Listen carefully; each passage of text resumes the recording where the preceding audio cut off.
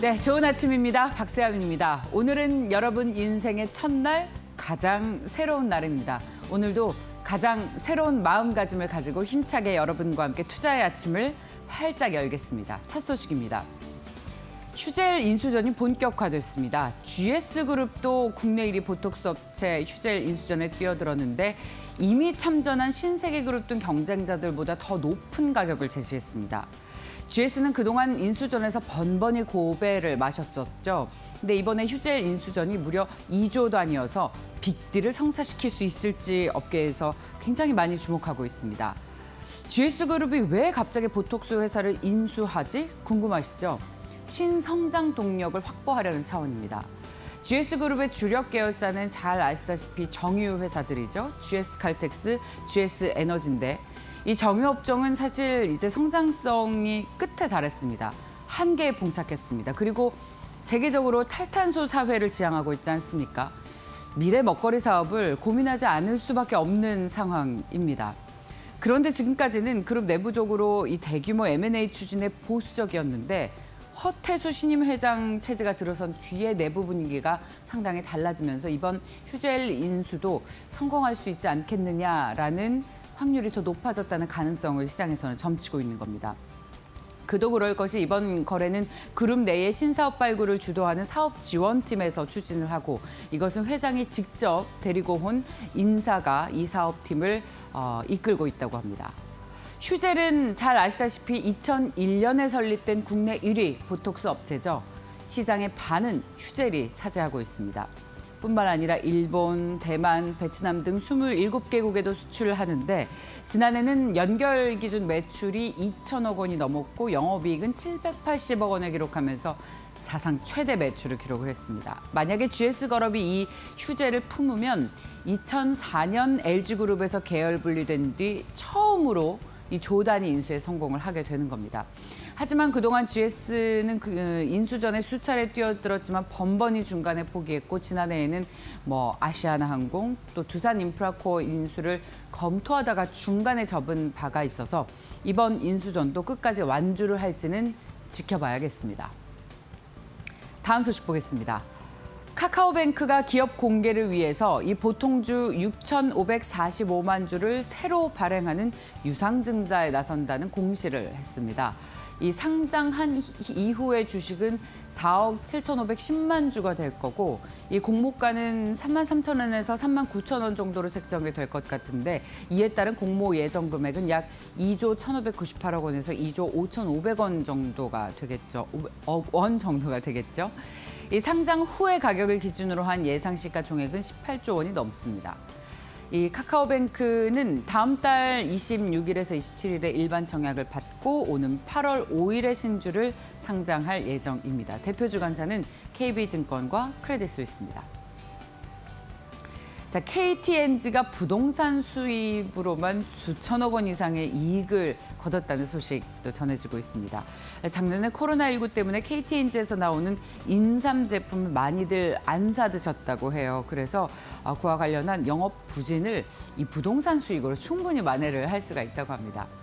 지난해 3분기까지 부동산 부분에서만 누적 매출이 3천억 원, 영업이익은 1,600억 원을 기록했는데 남은 4분기에도 이 분양 매출이 2천억 원 이상 발생할 것으로 예상이 된다고 합니다.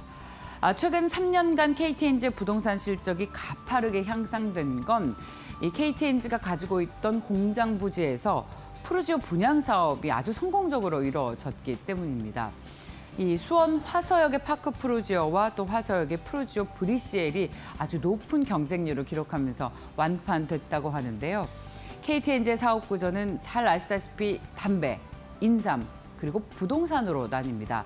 일반적으로 이 담배가 영업이익에서 차지하는 비율이 80% 정도로 압도적이고 여기에 인삼이 15% 정도 안팎을 담당해왔는데 지난해 코로나19로 인삼 부분 매출이 부진했지만 이것을 부동산 사업으로 완전히 만회를 한다는 거예요. 이 KTNG가 부동산 사업에 적극적으로 나설 수 있는 건 과거 공장으로 쓰이던 부지가 남아있고 또 현금도 굉장히 풍부하다고 합니다. 하지만 아무래도 자신의 본업으로 승부를 봐야겠죠. 앞으로 안정적인 수익 확보를 위해서는 본업에서 잘하거나 아니면 이 부동산 수익이 아닌 추가 사업을 발굴해야 될 것 같습니다. 자, SK가 개발한 코로나19 백신이 임상 3상 진입을 눈앞에 뒀습니다. SK 바이오사이언스는 빌 멜린다 게이츠 재단 등의 지원을 받아서 미국 워싱턴 대학 연구소와 공동 개발한 코로나19 백신 후보 물질의 임상 3상 시험 계획을 국내 식약처에 제출했다고 밝혔습니다. 국내에서 개발된 코로나19 백신의 임상 3상 시험 계획이 식약처에 제출된 건 이번이 처음인데요. SK 바이오사이언스는 이 코로나19 백신의 개발 가속화를 위해서 먼저 임상 3상 시험 계획을 제출한 이후에 식약처와 추가적인 세부 협의를 진행할 예정입니다. 그리고 본격적인 임상 3상은 또 다른 백신 후보 물질의 임상 결과 등을 고려해서 최종 후보를 선정해서 진행을 하게 됩니다. 자, 이와 같은 계획이 순차적으로 진행이 된다면 내년 상반기에 상용화를 SK바이오사이언스가 목표로 하고 있다는 소식 전해드립니다. 최근에 증시를 뜨겁게 달구고 있는 메타버스 테마의 운용사들도 러브콜을 보내면서 관련 펀드들이 잇따라 출시가 되고 있습니다. 이 삼성자산운용이 먼저 메타버스 테마 관련 핵심 글로벌 기업에 투자하는 삼성글로벌 메타버스 펀드를 출시했는데 이 펀드는 2개의 집중 투자 그룹과 6개의 테마 로테이션 그룹 등 총 8개의 테마로 분류해서 운용을 합니다. 집중 투자 그룹은 클라우드 컴퓨팅과 가상현실 테마가 선정이 됐습니다. 삼성자산운용 측은 이 메타버스 관련 테마를 내놓은 이유에 대해서 앞으로 20년을 주도할 메가 트렌드다라고 얘기했습니다. KB자산운용도 KB글로벌 메타버스 경제펀드를 내놨는데 이 펀드는 VR과 AR 기기 등을 제조하는 하드웨어 기업, 페이스북, 애플, 그리고 가상 공간을 구축하는 소프트웨어 기업인 엔비디아 등에 투자를 하고 또 플랫폼과 콘텐츠 기업인 로블록스와 네이버 등 가상 인프라 관련 기업인 또 아마존, 퀄컴 등에 투자를 합니다. 펀드가 설정한 이후 수익률은 지금 2%고 최근 일주일 성과도 2%인데 이 펀드 수익률이 일주일 만에 2%를 기록한 거는 상당히 괄목할 만하다라고 볼 수 있습니다. 자, 그리고 하이브의 블록딜 관련 소식 전해드리겠습니다. 어제 장 마감 이후에 나온 이야기인데요. 스틱 인베스트먼트라는 사모펀드가 보유하고 있는 하이브의 지분 약 8,500억 원어치가 시간 외 방식으로 매각이 됩니다. 빅히트가 보유하고 있는 하이브의 지분은 전체 상장주의 8%에 해당을 하고 이 스틱은 지난해 2018년 약 1,000억 원 정도를 투자해서 하이브의 주식 346만 주를 취득했는데 당시 평균 단가가 3만 원이었습니다. 지금 주가를 감안한다면 굉장히 수익을 많이 본 거죠. 그래서 최근에 주가가 오를 때마다 보유 지분을 모두 처분해서 투자금을 이제 모두 다시 회수하겠다는 움직임으로 시장에서는 풀이를 하고 있습니다. 이번 블록딜로 하이브 투자금을 스틱 인베스트먼트가 모두 회수를 할 것 같은데 이 회사는 지난해 10월 하이브가 상장한 이후 2차례 걸쳐서 보유 주식 등을 일부 매각해서 투자 회수 의지를 드러냈고 지금까지는 59만 주가량을 처분을 했습니다. 자, 오늘 증권사에서는 어떤 이슈에 주목하고 있을지 직접 들어보겠습니다. 유진투자증권 서울 WM센터로 가겠습니다. 김영재 이사님 안녕하십니까? 네, 안녕하십니까? 네, 오늘 어떤 이슈 보고 계십니까? 네, 저는 이제 2분기 실적에 대해서 좀 다뤄보려고 하는데 다음 달 7일 전후로 삼성전자와 LG전자가 2분기 잠정 실적을 발표하면서 본격적인 어닝 시즌에 돌입하게 됩니다.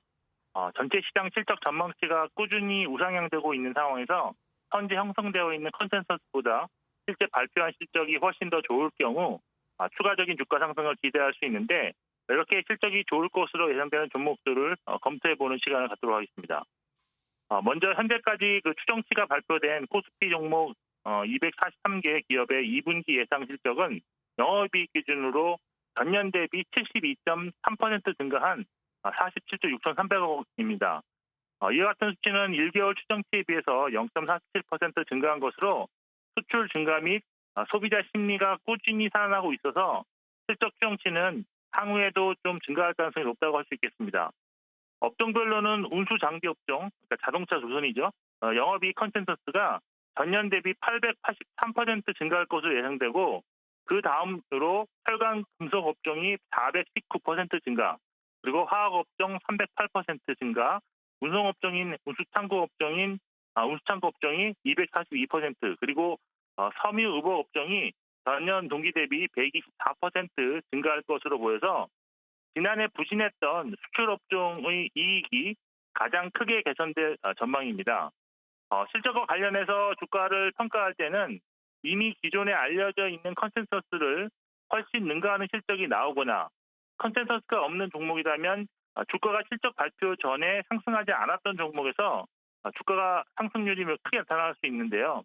그 컨센서스 대비 10%에서 15% 이상 실제 실적이 나오는 어닝 서프라이즈의 경우 실제 실적이 너무 좋아 밸류에이션이 너무 저평가되었다고 판단되는 종목들이 추가적 상승이 나오는 것입니다. 실제 그 1분기 실적 발표 이후 어제까지 주가가 3배 이상 상승한 종목이 있는데 바로 폐기물 처리 업체인 KG ETS입니다. 1분기 실적 발표 당시 KG ETS의 시가총액이 2천억 원 초중반이었는데 1분기 영업이익 578억 원, 순이익은 무려 825억 원을 기록한 것입니다. 여기에 본업보다는 인수한 사실 그 KG 동부제철의 연결로 좀 실적이 잡혔고요. 인수하는 과정에서 KG 동부제철의 주가와 연동하는 평가이익이 나왔기 때문에 놀라운 실적을 기록할 수 있었지만 그래도 그 극도의 저평가한 것을 부인할 수 없어 지속적 상승이 나타난 것입니다. 우리가 여기서 주목해야 될 점은 KG ETS 실적 발표 이후 주가가 크게 상승하지 않았다. 이전에는 주가가 크게 상승하지 않았다는 점입니다. 지난해 종가가 6,700원이었고 1분기 실적 발표 날 종가가 6,910원이므로 횡보하는 정도의 주가 흐름이었다는 것이 가장 중요한 투자 포인트라고 할 수 있겠습니다. 만일 실적 기대감이 주가에 미리 반영되었다면 실적 발표는 재료가 노출되면서 매물이 출회되는 이벤트가 될 수 있다는 사실을 꼭 명심하셔야 하겠습니다. 또한 간단하게 최근 발표된 리포트에 나온 예상 실적과 시장 컨센서스를 비교해보는 방법도 있는데 최근 리포트 추정치가 컨센서스보다 매우 높게 나오고 있다면 추가적인 상승을 기대하면서 매수할 수 있다고 보고 있습니다. 제가 어제 그 시가총액 1위부터 5위까지 최근 발간된 한 2개 정도의 리포트의 영업이익 추정치와 컨센서스 간의 차이를 좀 비교해 보았는데요. 시가총액 1위 삼성전자가 한 6.1% 상향된 수치가 추정되었고 2위 SK하이닉스는 4.3% 상향된 수치가 나왔습니다. 그렇지만 3위와 4위는 거의 비슷했고 5위 LG화학은 오히려 컨센서스보다 조금 낮은 수치로 추정되고 있었습니다. 투자자 여러분께서도 이런 방법으로 보유하신 종목들의 가장 최근 추정치를 점검해 보시는 것도 나쁘지 않을 것으로 보입니다. 그리고 리포트에 나오지는 않지만 시장의 풍문으로 도는 실적 호전 예상 종목 중 주가 흐름이 양호한 종목들을 매매하는 것도 괜찮은 전략이라고 보고 있는데 제가 개인적으로 들은 종목은 해성DS, 신팩, 선진, 동국제강, LG전자입니다. 이 중에서 제가 이데일리 TV 굿모닝 7시간 마지막 코너에 한번 소개해드리고 있는 선진을 좀 소개해드리자면 1분기에 2월된 물량 그리고 가격 인상 이슈가 2분기에 반영되면서 작년 4분기와 비슷한 영업이익이 나올 것으로 기대하고 있습니다. 정리해보자면 2분기 실적은 대체적으로 양호할 것인데 업종은 자동차, 조선, 철강, 화학, 해운, 의류 업종이 좋을 것이고 시가총액 상위 종목 중에서는 1위, 2위 종목은 컨센서스 대비 소폭이나마 더 좋게 나올 수도 있고 컨센서스보다 더 좋게 나오더라도 이미 주가에 선 반영돼 있다면 좋은 실적이라도 주가는 하락할 수 있다라고 결론 내릴 수 있겠습니다. 네. 자, 말씀하셨던 이 실적 호전이 기대되는 업종들 최근 좀 쉬어갔는데 실제로 숫자가 확인이 되면 다시 한번 상승 탄력을 받을 수 있기를 기대합니다. 잘 들었습니다. 네, 감사합니다. 유진투자증권 WM센터의 김영재 이사였습니다. 오늘의 주요 경제지표 확인하시고요. 다시 돌아오겠습니다.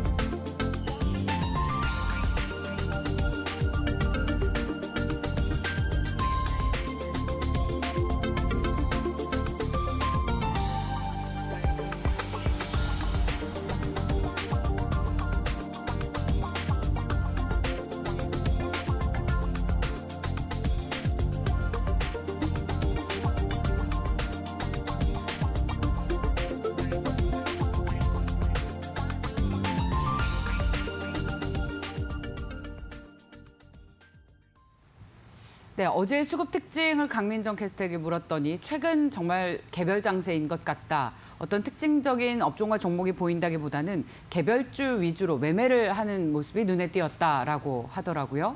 그렇다면 어떤 종목에 대해서 어떤 흐름을 보였는지 직접 들어보겠습니다. 강민정 캐스터입니다. 어차피 주식할 거 행복하게 합시다. 굿모닝 바이앤셀 수급 동향 점검해 보겠습니다. 자, 외국인이 매수한 종목 코스피부터 살펴보도록 하겠습니다. 전일 외국인의 순매수세는 삼성전자에 일단 초집중됐습니다. 2위에 위치한 SK바이오사이언스보다 약 5배 많은 금액 1,500억 원대 매수 우위를 보였고요. 2위에는 SK바이오사이언스 3거래일 만에 매수로 돌아서면서 주가도 4%대 급등이 나왔습니다. 또 금호석유와 HMM이 3위와 4위에 이름 올렸는데요.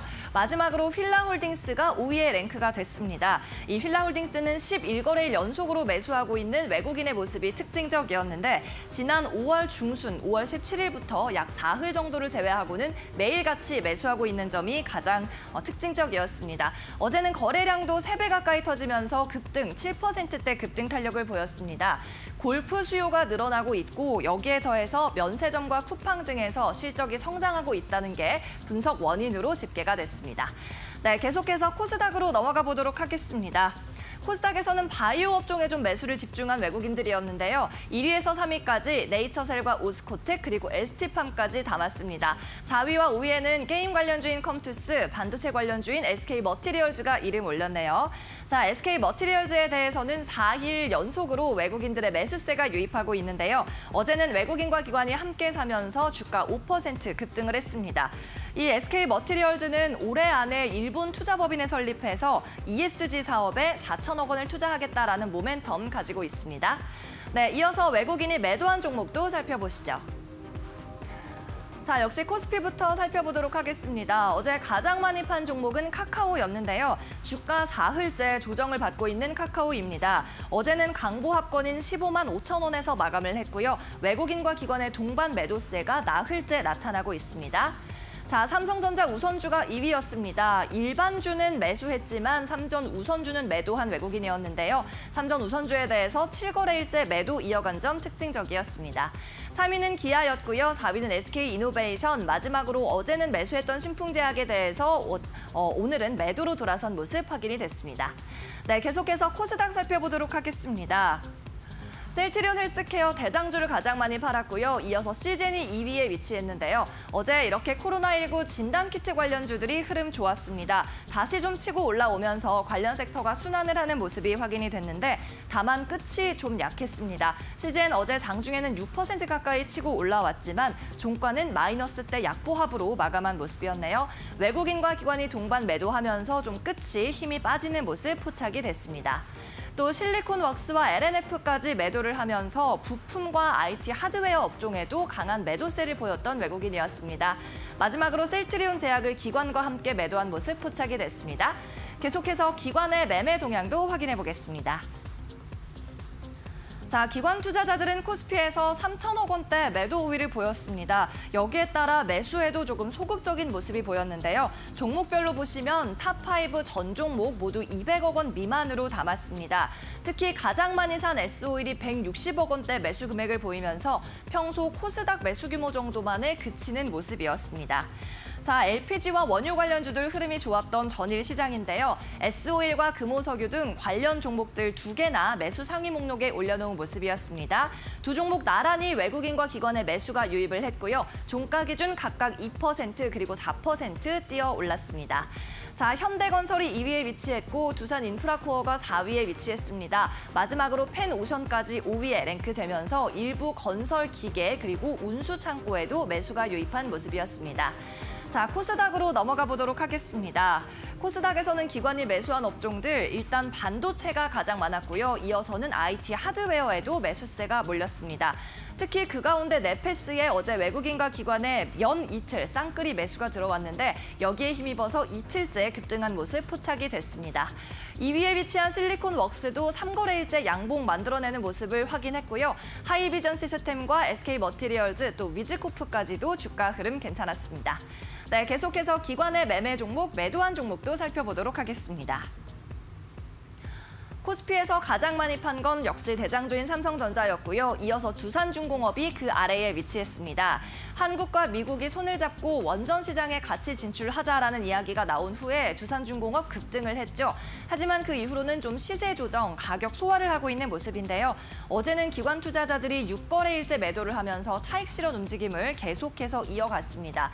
두산중공업 공매도 거래 비중 13%에 달하고 있으니까 참고하셔서 투자하시기 바라고요. 그 아래로는 IT 공룡 기업들을 나란히 매도한 네이버와 카카오 3, 4위에 올린 기관이었습니다. 이 두 회사 엔터 회사인 SM의 지분 인수를 놓고 경쟁하고 있는데 누구의 품으로 이 주식이 지분이 돌아갈지 주목해 보시면 좋겠고요. 이 3, 4위 두 종목들 합해서 총 560억 원 매도한 기관이었습니다. 마지막으로 기아가 5위에 랭크된 모습 포착이 됐고요. 계속해서 코스닥으로 넘어가 보도록 하겠습니다. 자, 에코프로비엠이 1위를 기록한 가운데 셀트리온 제약이 2위에 위치했습니다. 코로나19 치료제인 레키로나가 델타형 변이 바이러스에 대해서는 효과가 현저히 떨어지는 것으로 확인이 됐는데요. 여기에 따라 셀트리온 제약 사흘째 음봉 보이고 있고요. 뿐만 아니라 셀트리온 삼형제의 주가에도 좀 영향을 주면서 시세 흔들리는 모습 포착이 되고 있습니다. 자, 아프리카TV와 CJ ENM이 3위와 4위에 포진된 모습이었고요. 마지막으로 카카오게임즈, 기관 투자자들이 9거래일째 줄매도에 나서고 있다는 점, 그리고 공매도 거래 비중이 12%에 달하고 있다는 점 확인하시기 바랍니다. 네, 지금까지 굿모닝 바이앤셀 수급 동향 점검해봤습니다.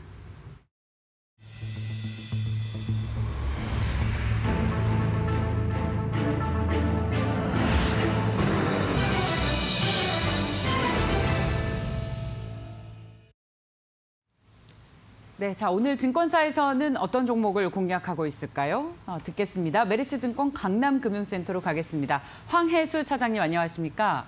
네, 안녕하세요. 네, 자 오늘은 어떤 종목 보세요? 오늘은 SK하이닉스를 말씀드리겠는데요.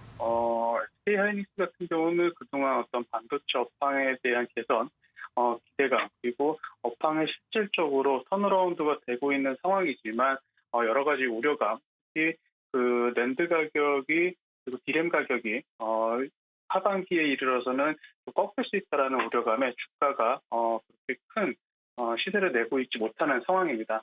하지만 SK하이닉스 같은 경우는 2분기 발표 예정된 실적이 시장의 컨센서스를 상회할 것으로 전망이 되고 있고 하반기 같은 경우도 시장의 우려와는 다르게 디램과 그리고 낸드 가격이 시장 예상보다 빠르게 상승할 것이라는 전망이 최근 들어 나타나면서 주가가 이제는 다시 한번 상승 추세로 접어들 수 있는 그 요건이 어느 정도 갖춰지고 있다라고 보시면 될 것 같습니다. 낸드 그동안 그 SK하이닉스의 조금 발목을 잡았었던 부분이 디램 가격 반등이 하반기에는 가격 반등보다 가격 하락이 나타날 가능성이 있다라는 점에서 주가가 조금 상승하지 못한 부분이 있었는데요. 하지만 서버향 디램 가격이 최근 들어서 시장 예상보다 빠르게 상승하고 있고 낸드 가격 역시 그 하반기에는 점진적으로 상승폭을 키워나갈 것으로 전망이 되고 있다라는 분석이 나타나면서 이에 따라 그 퓨어 반도체 업체인 SK하이닉스가 하반기 실적이 시장의 예상과는 다르게 실적이 좋아질 가능성이 굉장히 높다라는 점에서 관심을 가지셔야 되는 부분이다. 이렇게 말씀을 드리겠습니다. 정말 뭐랄까요? SK하이닉스를 소개를 해주셨네요. 이게 굉장히 무겁고 또 이 종목을 소개한다는 건 막중한 책임감 같은 게 좀 들 것 같은데 삼성전자와 비슷한 무게감이잖아요. SK하이닉스를 본다는 게. 네. 그렇지 않나요? 하이닉스랑 삼성전자 같은 경우 지금 4개월 정도 주가가 조정을 받고 있는 상황인데요. 말씀드렸다시피 어떤 그 반도체 가격, 특히 그 디램 가격에 대한 우려감이 현재 업황을 개선되고 있는 속도를 따라잡고 있지 못한 부분이 있기 때문에 물론 이런 우려감이 해소되려면은 그 실질적인 실적 발표를 통한 어떤 그 우려감이 해소되는 부분이 있겠지만 이제는 조금 주가가 다시 한번 조금 상승할 수 있는 하반기를 맞아서 상승할 수 있는 여력이 어느 정도 좀 갖춰진 부분이 있다 이렇게 보시면 될 것 같고요. 이에 따라서 그 4개월 동안의 조정을 받았지만 다시 한번 조금 저가 매수를 노리시면서 대응하시는 것이 유효하겠다 이렇게 말씀을 드리겠습니다. 네, 사실 그 삼성전자도 생각보다 너무 많이 안 올라서 뭐 슈퍼사이클이 맞냐 반도체 내지는 삼성전자나 SK하이닉스를 사는 것보다는 지금 다른 종목 투자가 매력이 훨씬 높아서 굳이 이 종목에 손이 안 간다는 그 운용사들의 얘기도 있고요. 그런데 우리 황혜수 차장께서 지금 이 시점에 SK하이닉스를 소개해 주신 것이 저는 의미가 있다고 봅니다. 특히 실적 시즌에 앞서서요. 자, 그렇다면 이제 긴 조정이 끝날 수 있다. 이 횡보가 끝난다라는 관점으로 보고 계시는 겁니까? 좀 긴 시각에서요. 네, 우선 하반기를 기대하는 관점에서 물론 지금 현재 코스피 지수가 3,300포인트까지 상승한 상황에서 말씀해 주신 대로 삼성전자나 SK하이닉스 주가가 어떤 지수에 연동되지 못하는 모습을 보여줬는데요. 하지만 향후 어떤 실적의 업사이드라든지 그런 전반적인 반도체 업황의 흐름을 봤을 때 현재 가격은 부담 없이 매수하실 수 있는 가격이다라고 보시면 될 것 같고 최근에 어떤 시장의 흐름이 이제는 가치주에서 성장주 쪽 그리고 IT 대형주 쪽으로 조금씩 방향이 바뀌고 있는 과정에 있기 때문에 이제는 관심 있게 매수로 접근하셔도 좋을 타임이다 이렇게 말씀을 드리겠습니다. 네, 자, 그 시점이 중요한데 그것이 이제는 때가 왔다라는 뜻으로 정리하겠습니다. 함께 지켜보겠습니다. 고맙습니다, 차장님. 감사합니다. 메리츠증권 강남금융센터의 황혜수 차장이었습니다. 자, 신 소장의 시그널로 이어가겠습니다. 오늘의 주제 공개해 주시죠.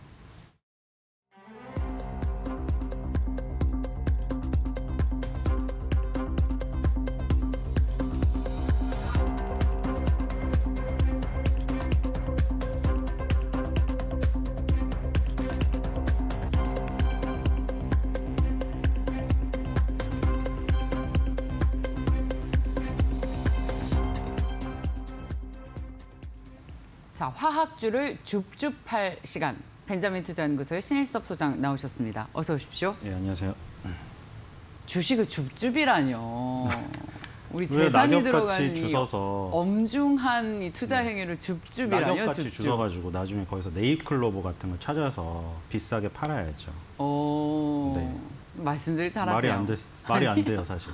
네잎클로버가 낙엽일 리가 없는데. 네.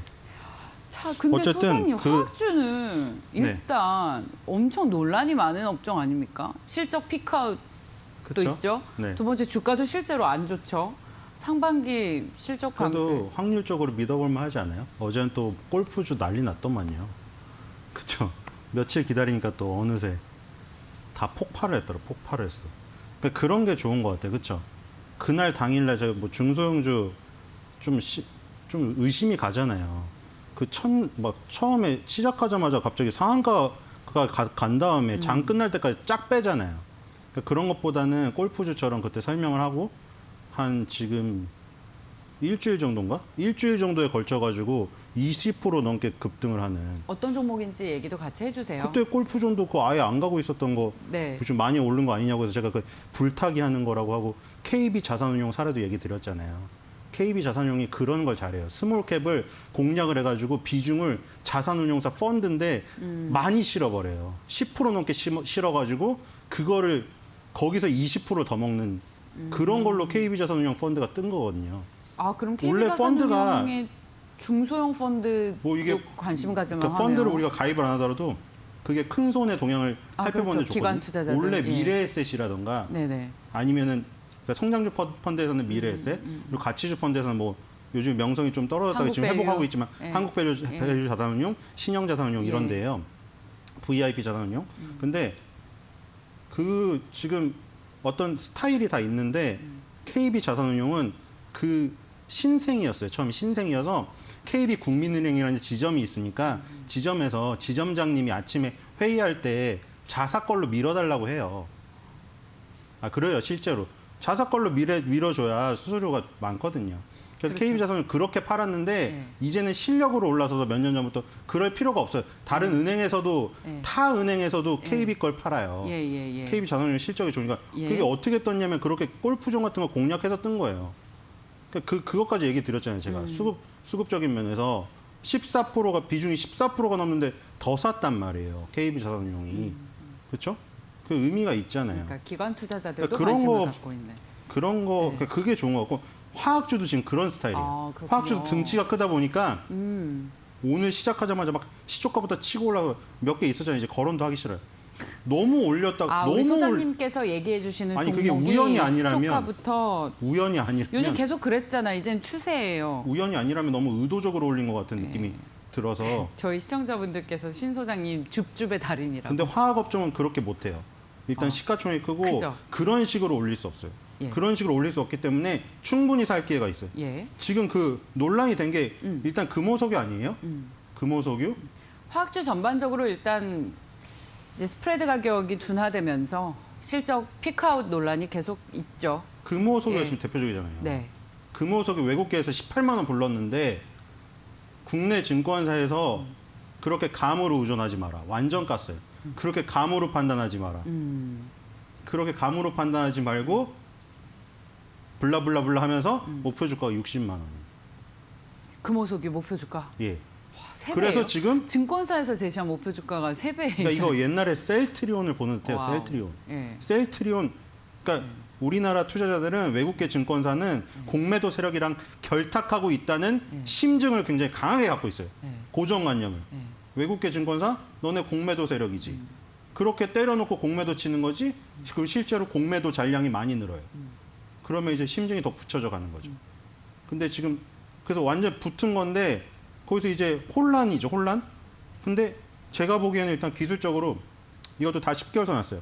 그 간단하게 그거 알고리즘만 알고 가면 도움이 될 것 같아서 간단히 얘기 드릴게요. 우리나라는 주로 두바이유를 수입을 해요. 중동의 두바이유를 수입을 해서 S-오일, GS칼텍스, 현대오일뱅크 그리고 하나 또 뭐였죠? 그 회사들이 두바이유를 원유 정제 설비에 넣고 끓여요. 그러면 휘발유, LNG부터죠. LNG 끓는 전 순서에 따라 LNG, 휘발유, 나프타, 경유, 등유, 중유, 벙커시유, 맨 밑에 아스팔트, 누룽지 찌꺼기가 나와요. 거기서 나프타를 화학회사로 넘겨주네요. 그럼 화학회사가 나프타를 받아요. 그럼 NCC라고 불리는 나프타 크래커 센터. 나프타를 끓여요. 그럼 거기서 에틸렌, 프로필렌, 부타디엔, 그 다음 BTX. BTS가 아니에요. 벤젠, 톨루엔, 자일렌. 방향족이라고 불러요. 냄새가 난다. 방향. 그래서 그게 업스트림이라고 불리죠. 화학회사의 업스트림. 그 다음 다운스트림은 뭐냐. 그 에틸렌, 프로필렌, 부타디엔, BTX. 요거를 또 가공해서 뭐 만드는 거죠. ABS라던가 아니면은 지금 폴리에틸렌 뭐 이런 거 만드는 거예요. 쓰는 거를 만드는 거예요. 근데 여기서 문제가 된 게 그래서 그거잖아요. 지금 국제 원유 가격이 엄청나게 올랐잖아요. 네. 그럼 국제 원유 가격이 엄청나게 오르니까 일단 정유 시간 아닌데 요거 간단히 말씀드릴게요. 자, 정유에서는 지금 좋은 것도 있고 나쁜 것도 있어요. 네. 레깅 효과 그리고 재고자산 평가 이익. 뭐냐면 2, 3개월 전에 두바이유를 이미 배에다 실어서 창고에 넣어놨어요. 그러면 2, 3개월 전에는 얼마였죠? 50달러인가 했는데 지금 70달러잖아요. 그러면은 50달러에 사온 거를 70달러로 평가해줘. 팔지도 않은 창고에 있는 걸. 그게 재고자산 평가 이익이에요. 그 레깅 효과는 뭐냐면 50달러에 사온 거를 지금 현재 70달러에 파니까 실제로는 20달러를 붙여서 파는 것 같은 효과가 나는 거예요. 레깅 효과. 근데 거기다가 이제 세 번째 가장 궁극적으로 좋아져야 될 거는 정제 마진. 그게 바로 아까 스프레드예요. 그 뭐냐면 최종적으로 팔리는 정유회사 입장에서는 아까 뭐를 팔다고 했어요? 끓이면 LNG, 휘발유, 등유, 경유, 중유, 뭐 나프타, 아스팔트 이런 게 잘 팔려야지 최종 정제 마진이 좋아지잖아요. 그게 지금 해결이 안 되고 있어서 화끈하게 못 오르고 있다. 근데 이제 화학회사는 뭘 넘겨준다고 했죠? 나프타. 원유 가격이 올랐으니까 원유에서 나눠진 나프타 가격도 올랐겠죠. 그럼 화학회사 입장에서는 나프타 가격이 올라서 마진이 줄어드는 효과가 있고 외국계 증권사에서 지적했듯이 그 부분이 안 좋다고 지적을 한 거예요. 그 부분이. 원유 가격이 올랐다. 이제 최종 소비재도 이제 코로나19를 흥행했던 그런 아이템들이 저물고 있으니까 피크를 찍을 것이다. 그럼 이제 원재료 가격은 올랐는데 최종 소비재의 수요도 떨어질 것이다. 그러니까 이제 주가가 피크일 것이다. 그래서 반토막짜리 주가를 낸 거예요. 네. 그래서 여기서 이제 뭐 결정을 하셔야겠죠. 외국계 증권사에 찬성하시는 분은 화학주를 버리셔야 되고 반대 의견을 가진 분은 지금 매수 기회가 온 겁니다. 소장님은 반대 의견이신 거잖아요. 어떤 측면에서 화학주가 좋다고 보세요? 일단은요. 네. 일단은 볼게요. 일단 볼게요. 네. 자, 효성 TNC랑 효성 첨단 소재 네. 종목부터 아직도 날아가고 있어요. 효성 TNC, 효성 이거는 첨단 소재. 너무 세서 네. 너무 세서 안 죽어요. 네. 효성 TNC, 효성 첨단 소재 이 두 개는 너무 세서 안 죽고 있다. 네. 그리고 나머지 볼게요. 저 뭐 이미지 나간 다음에 나오면 보세요. 그 다음에 순수 NCC 회사들 있죠. 네. 나프타 크래커 센터를 갖고 있는 회사가 롯데케미칼, 대한유화, 그리고 LG화학, 그리고 SK종합화학, 여천 NCC. 이 중에 그냥 딱 상장 회사로 이름이 앞에 전면에 등장해 있는 회사는 롯데케미칼, LG화학, 대한유화. 자 보세요. 롯데케미칼 4개월 조정. 지금 나오죠. 롯데케미칼 월봉이에요. 네. 4개월 동안 조정. 네. 다 떨어졌어요. 네. 최근 고점이 낮아지고 그 있어요. 다음에 고점과 저점. 미니 롯데케미칼. 예. 예, 미니 롯데케미칼이에요. 네. 4개월 연속 저 음봉. 지금 무슨 종목이에요? 대한유화요. 대한유화. 4개월 연속 음봉. 대한유화가 자, LG화학 낙폭이 물론 더 커요. 예. LG화학은 물론 배터리가 껴 있어서 좀 순수 다르게 봐야 화학적으로 되는데 보기엔, 네. 네, 어쨌든 NCC를 가진 업체들 보여드리느라고 어쨌든 횡보하고 있죠. 그 다음에 다운스트림에 있는 업체. 금호석유는 NCC가 없어요. 그러니까 뭐 롯데케미칼이든 대한유화든 LG화학에서 나프타 크래커 센터에서 끓이면 아까 그거 뭐 나온다고 했어요? 에틸렌, 프로피렌, 부타디엔. 거기서 부타디엔을 금호석유가 가져가요. 부타디엔을 금호석유가 가져가서 그걸로 니트릴 장갑에 쓰이는 고무 아니면 타이어에 들어가는 고무, 합성 고무를 만드는 회사예요. 그러니까 이게 다운스트림에 있는 회사인데 얘도 3개월 연속 음봉 이렇게 됐죠. 그다음에 점점 작은 데로 갈게요. 에폭시 수지 만드는 지하 주차장에 뽀득뽀득 거리는 거 있잖아요. 그거 에폭시 수지, 국보화학. 네. 장대 음봉 맞았죠. 국보화학. 그다음 첨가제 만드는 업체들, 송원산업, 애경유화, 얘네들은 뭐 가소제나 뭐 플라스틱을 부드럽게 해주거나 뭐 이런 애들이 첨가제, 애경유화, 송원산업 다 음봉 크게 맞았죠 다. 그다음에 카프로락탄 가장 못 떴죠. 자 이거 보시니까 어때요? 이 두 개가 안 나갔죠. 효성 TNC, 효성 첨단 소재. 이거 두 개 제외하고는 네. 나머지 화학주들은 다 3, 4개월 음봉을 맞았어요. 예. 다 3, 4개월 음봉을 맞아서 일단 기술적으로 굉장히 좋은 타이밍에. 자, 대한유화를 사고 싶었는데 너무 올라서 못 사신 분들 지금 보시면 너무 일단 절대 가격적으로 매력적이 아니에요. 40만 원 갔는데 가격- 20만 원에 있다. 가격적으로 매력적이지만 무서워요. 절대 떨어지는 가격으로- 칼날. 일단 절대 일로 가격으로는 보여요. 사고 싶죠. 일단 다 떠나서. 아니요. 아니에요? 이런 차트는 기본적으로 들어가기 쉽지 않죠. 40만 5천 원짜리가 떨어질 24만 것 원이 됐는데 같잖아요. 사기가 싫으세요? 이게 아니 그냥 단순히 가격 보고 투자합니까? 아니 그러니까 단순 업황이는- 가격이 아닌데 네. 가격만 본다고 하면 안 사고 싶으세요? 뭐 어째- 40만 원인데 이게 원래 그러니까 기업 샤넬- 가치가 얼마인지를 봐야죠. 샤넬 귀걸이가 40만 그거는 원짜리인데 다르죠. 7월 달에 가격 인상한다고 6월 30일까지면 20만 원 판대. 이 기업의 달라요? 가치가 어떤 실적 때문에 이렇게 떨어졌을 수도 있고 분명히 이 가격이 매겨진 이유가 있는데 절대적인 수준만 보고 어떻게 싸다고 얘기합니까? 다르면 할 말이 없네요. 아니 그렇지만 자, 일단- 이게 싸게 보이는 이유가 분명히 있으실 거잖아요. 그걸 듣고 자, 싶어요. 기본적인 예.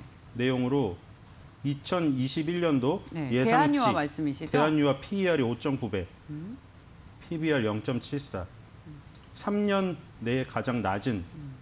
그러니까 실적은 좋아요. 실적은 좋은데 이게 그래서 금호석이 얘부터 했어야 되는데 바로 질문 안 들어갔는데 넘어가 버렸네요. 그냥 할게요. 금호석유 네. 그래서 얘는 아까 전에 NCC가 없다고 했잖아요.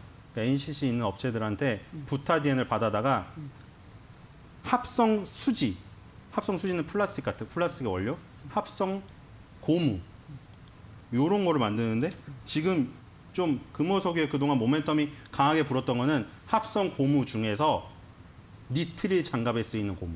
그러니까 얘네가 뭐냐면 금호석유가 원래 지금도 그런데 타이어에 들어가는 합성 고무 매출이 지금도 가장 높아요. 근데 이 주가의 상승을 이끌었던 요인은 코로나19를 맞이해서 NB 라텍스라는 의료용, 산업용, 조리용 장갑에 들어가는 합성 고무 소재 이게 뜬 거예요. 그러니까 뭐냐면 타이어 시장이 안 좋아졌어요. 왜 안 좋아지는지 아시죠? 손해보험에선 좋았어요. 코로나19 때문에 자동차 운전 안 해. 집에 있었어요. 그러면 사고가 안 나서 손해보험회사들은 손해율이 개선이 됐어요. 네. 그래서 손해보험회사는 좋고 근데 타이어 회사는 안 좋았어요. 나가서 계속 운행을 해야지 갈거나 새 자동차? 차를 사면 그렇군요. 이제서야 타이어 회사가 오르잖아요. 자동차 그래서 많이 팔려서 타이어도 많이 수요가 늘어났을 것 같은데. 코로나19 때는 예. 안 좋았어요. 아니었군요. 경기가 침체되면서 안 좋아서 예. 그 라인을 MB 라텍스 라인으로 돌렸어요. 그래서 요게 떴어요. 그래서 지난해 말 기준 생산 능력이 64만 톤으로 세계 시장 1위예요. 금호석유가. 근데 여기다가 24만 톤을 얹혀가지고 2023년까지 증설을 하겠대요. 그러니까 외국계 증권사에서 이거를 지적한 거예요. 지금 이걸 증설을 하겠다고? 의료용 장갑 수요는 코로나19 끝나면 떨어질 건데 그리고 의료용 장갑 지금 가격 최고치다. 정점이다. 이렇게 한 거예요. 외국계 증권사는. 그렇게 얘기를 한 건데 이게 떨어질 거냐 안 떨어질 거냐 그 판단이죠. 근데 제가 보기에는 이게 확 가능성이 없다. 금호석유가. 왜냐하면 이렇게 팬데믹을 한번 맞게 되면 지금도 보세요. 변이 또 나오잖아요. 이게 어느 날 하루아침에 7월 1일자로 딱 끊어가지고 갑자기 모든 삶이 원상복구가 되는 일은 없어요. 그리고 그 어떤 팬데믹을 거치면서 경각심을 가졌던 것들은 계속되죠. 그 다음에 요즘에 먹방 잘 보시면은 니트릴 장갑을 끼고 요리를 해요. 네, 맞아요. 요리사분들이. 예, 되게 예쁜 거. 예. 그렇죠? 그런 기술력들. 그 컬러를 뽑아내는 기술력이 쉬운 것 같은데 예쁜 컬러를 뽑아내는 거, 신축성의 그런 어떤 차이, 그런 게 기술력이에요. 그렇기 때문에 그게 확 줄어들진 않을 거다. 그리고 그래서 코로나19가 만약에 그래서 니트릴 장갑이나 이런 게 떨어진다고 하면 합성 고무의 또 다른 분야가 원래 매출이 가장 크던 분야, 타이어 부분. 요즘에 금호 타이어, 넥센 타이어 제가 그때 기아 신차 그 관련주로 했잖아요. 그 뒤에 금호 타이어, 넥센 타이어 다 날라갔잖아요. 근데 금호 타이어, 넥센 타이어가 날라간 게 기아 그 신차의 효과 그것도 있었지만 중국에서 교체 타이어의 수요가 돌아왔다. 이런 분석들이 나오고 있더라고요. 네. 그리고 또 뭐가 있죠? 자동차 반도체 많이 때문에 팔리니까. 생산이 안 되잖아요, 지금. 예, 그래서 예. 지금 미국에서도 그렇고 우리나라 레드캡 투어나 예. 이런 SK 렌터카도 보면 렌터카 업체들 주가가 날라갔잖아요. 왜 날라갔죠? 중고차 중고차를 렌터카의 사버린 거예요. 수요가 늘어나니까요. 중고차를 사버린 거예요. 중고차를 사면 아, 타이어라도 타이어 새 걸로 교체해야 바꿔서 되니까. 그쵸. 그래서 교체용 타이어 수요가 중국에서 터지고 반도체 때문에 자동차 생산이 안 돼서 중고차를 사면서 터진 거예요. 예, 아, 그래서 이제 금호석유는 뭐냐면 그래 좋다. 니트릴 장갑 수요가 조금 줄어든다고 쳐. 네. 그럼 원래 매출의 많은 비중을 그렇군요. 차지하고 지금도 매출 비중의 가장 많은 비중 네. 40% 이상을 차지하고 있는 타이어에 타이어. 들어가는 합성 고무. 오케이, 요게 알겠습니다. 다시 만회를 해준다. 자, 근데 주가는 빠졌다. 그래서 알겠습니다. 받는 가능성이 커 보이는 거죠. 요즘 중고차 시장이 굉장히 커지고 중고차 많이 팔려서 타이어 수요가 늘어나기 때문에 금호석유가 매력 있다라는 스토리라인 굉장히 설득력 있었습니다. 그리고 네. 기술적으로 10개월 선에 왔다. 10개월 전 가장 좋아하시는 처음으로? 기술적. 예. 처음이라는 의미는 그러게 이제 2020년, 바닥에서 조금씩 고개를 드는 그런 모습이에요. 2020년 6월 달에 처음으로 얘가 20개월 선 뚫으면서 상승을 시작한 이후에 처음으로 10개월 선에 닿았어요. 처음으로. 네. 처음으로 달 때가 중요합니다. 네. 네. 그죠. 처음으로 갈 때가 늘 그게 이제 타이밍이라는 말씀들을 해주셨죠. 그래서 이렇게 18만 원과 60만 원으로 이런 갈리는 상황에서 저는 그냥 강력하게 매수를 하면 될 것 같습니다. 아유, 그렇게까지 네. 의견을 피력해 주셨습니다. 대한유화는 어떻습니까? 자, 대한유화는 좀 더 많이 빠졌죠. 예. 정말 롯데케미칼하고 반토막이에요. 자, 롯데케미칼하고 대한유화가 네. 금호석유보다 많이 빠졌죠. 롯데케미칼은 아예 오르지도 못했고 처음에. 그렇죠? 순수 NCC 업체예요. 네. 순수. 금호석유는 NCC가 없어요. 네. 얘는 그 가마솥을 갖고 있는 업체인데 가마솥을 갖고 있는 업체는 얘네는 좀 더 뭐라 그럴까? 그러니까 퓨어하죠. 퓨어해서 최종 소비자랑 만나는 것보다 이렇게 B2B죠.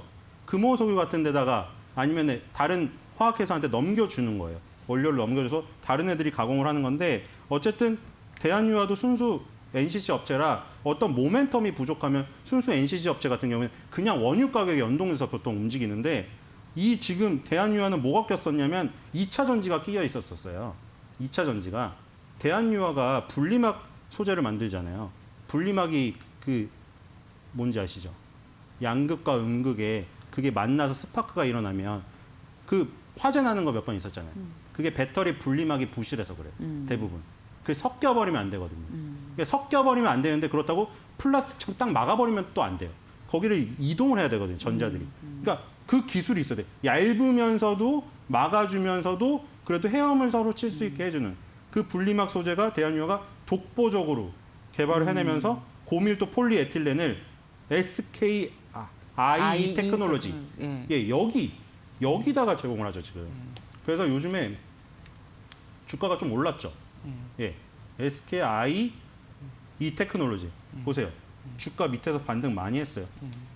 약간 하이브 같은 차트 같아요. 그렇죠? 하이브도 처음에 확 떴다가 가라앉은 다음에 지금 거의 다 회복했죠. BTS가 잘 돼서. 그래서 SKI 테크놀로지가 잘 되는 걸 보니까 2차 전지 사업이 잘 되고 있다. SKI 테크놀로지와 대한유화 주가는 연동이 된다라는 말씀이시죠? 그러니까 연동이 지금 딱 그렇게 말할 수는 없는 게 네. SK 이름이 어려워. I 테크놀로지가 상장한 지 얼마 안 돼서 네. 지금 어떤 보호에서도 걸려 있고 네. 그런 것도 오버행 물량으로 나올 그 차례도 기다리고 있고 그런 이슈가 이벤트가 있기 때문에 딱 연동은 못하지만 그 끈은 확실하죠. 대한유화가 분리막 소재를 납품하니까. 납품한다. 그럼 같이 2차 전지가 크면 큰다. 그래서 대한유화는 그 부분에 점수를 받은 거예요. 제가 미니 롯데케미칼이라고 표현을 했죠. 근데 롯데케미칼이 오른 폭과 대한유화가 오른 폭을 보세요. 2배 정도 올랐어요, 대한유화가.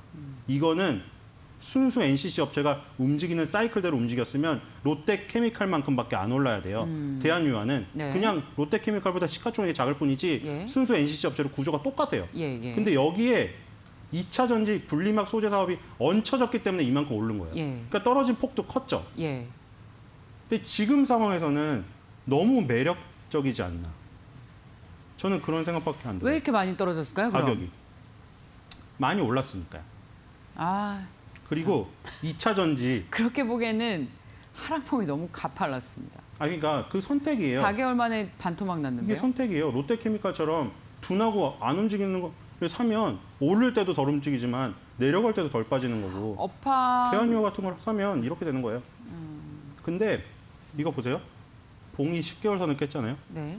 봉이 10개월 선은 깼는데 문제는 여기서 이제 7월 달부터 양봉이 나오기 시작하잖아요. 예. 그럼 이 5개월 선은 10개월 선 위에서 도락률이 커요. 이게. 네. 그거를 그냥 알겠습니다. 감으로 얘기하는 게 아니라 자, 롯데케미칼 네. 10개월 선, 네. 금호석유 10개월 선, 핑크색이 10개월 선이에요. 네. 자, 애경유화 5개월 선, 송원산업 5개월 선. 자, 다 이래요. 그래서 조정을 충분히 받아서 이격 조정이 완료가 된 상태이기 때문에 예, 여기서 공략해 볼 만하다. 그래서 순수 NCC 업체는 대한유화, 그리고 다운스트림에 있는 업체 중에는 금호석유. 이걸 노려볼 만하고 네. 그냥 나는 잘 나가는 게 좋다. 네. 그럼 효성 TNC, 효성 첨단 소재 하세요. 불타기도 괜찮아요? 네. 알겠습니다. 제가 사실 그 투자자 입장에서 소장님께 반기를 좀 들었습니다만 정말 공부를 모든 업종에서 아주 깊이 하시네요. 진짜 대단하십니다. 아니에요. 어쩜 이렇게 이거는 다 아세요? 되게 가벼운 거예요. 수박 겉핥기식으로 얇은 거예요. 저보다 훨씬 깊게 알고 훨씬 많이 아유, 찾아보면 참. 많이 있어요. 네, 소장님은 그냥 늘 시간이 그런 시장의 그냥 흐름을 여러분들 시간을 절약해 주는 거라고 생각하시면 돼요. 그러니까요. 쉽게. 오늘도 많은 도움 받았습니다. 감사해요, 소장님. 네, 벤자민 투자연구소의 신일섭 소장 함께했습니다. 고맙습니다.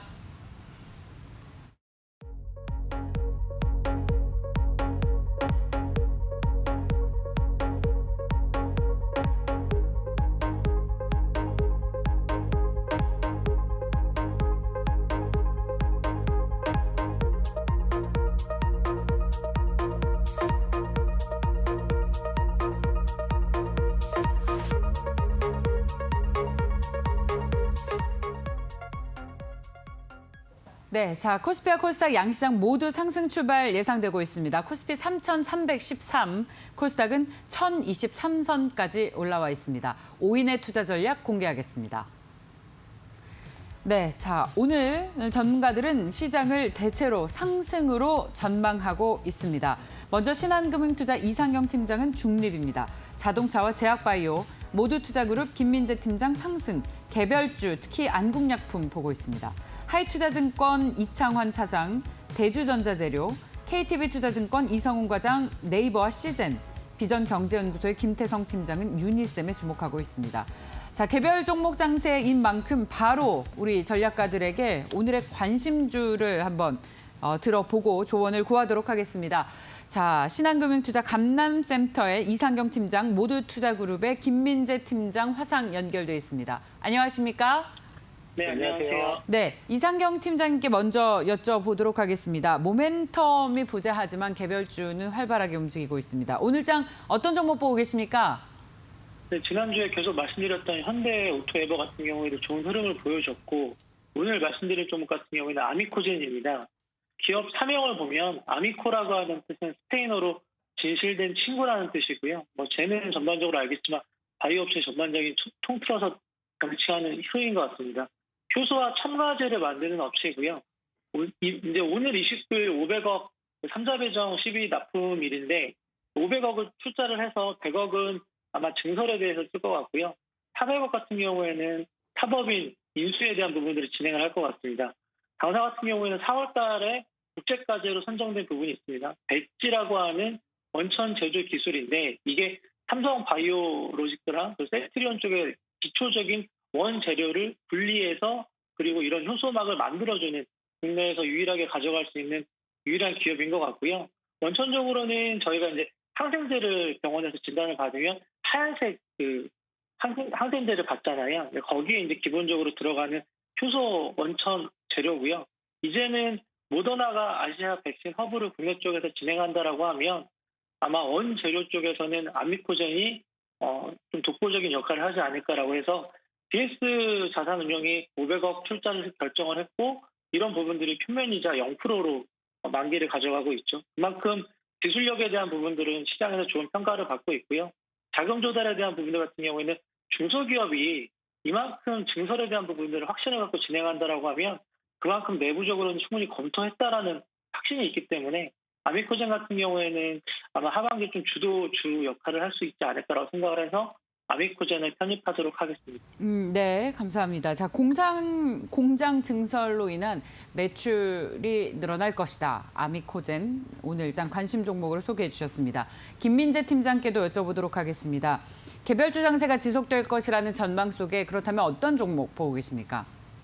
일단 저는 안국약품 보고 있다라고 말씀드릴게요. 저는 계속 이 개별주 장세 쪽으로 강조를 좀 말씀을 드리고 있고 지난주 종목들 같은 경우에는 아직 올라가지 않았기 때문에 여전히 매수 관점이고 지금 그 전주에 추천드렸던 한 플랜티넷 같은 경우에 한 80% 정도 상승이 나오고 있는데요. 지금 시장은 계속 개별주 쪽에 수급이 들어가고 있다고 보시면 될 것 같습니다. 일단은 이 안국약품 같은 경우에는 이 호흡기계 이 소화제를 주력으로 하는 제약회사라고 보시면 될 것 같은데 사실 이 모멘텀으로 가지고 온 건 아니고요. 지금 이제 백신 접종률이 자꾸 올라가고 있습니다. 즉 백신 접종률이 올라간다라는 거는 백신을 이미 맞으신 분들께서는 알고 계시겠지만 지금 타이레놀 이 복용을 권고하고 있습니다. 즉 이 타이레놀의 수요가 그러니까 매출이라든지 이런 수요가 굉장히 늘어나고 있다라고 보시면 될 것 같고요. 사실 타이레놀은 얀센에서 만들기 때문에 우리나라에서 이 타이레놀을 대체할 만한 수급이 들어올 자리의 종목을 지금 골랐을 때는 이 안국약품이 가장 적합하다라고 보고 있습니다. 안국약품의 라페론이라는 제품 자체가 이 타이레놀과 비슷한 효과를 내고 있기 때문에 지금 타이레놀이 약국에 가면 거의 품절되는 경우가 굉장히 많기 때문에 이에 따른 반사 수혜주로 안국약품이라는 종목을 좀 눈여겨보자라고 말씀을 드리겠고요. 현재 조정을 잘 받고 이제 상승을 시작하는 관점이기 때문에 지금 제가 개별적으로 추천드리는 이런 종목들은 거의 다 제가 목표가를 50% 이상 보고 들어가는 종목인 만큼 꼭 체크해 두셨다가 매수하시면 좋은 수익 볼 수 있다라고 말씀드리겠습니다.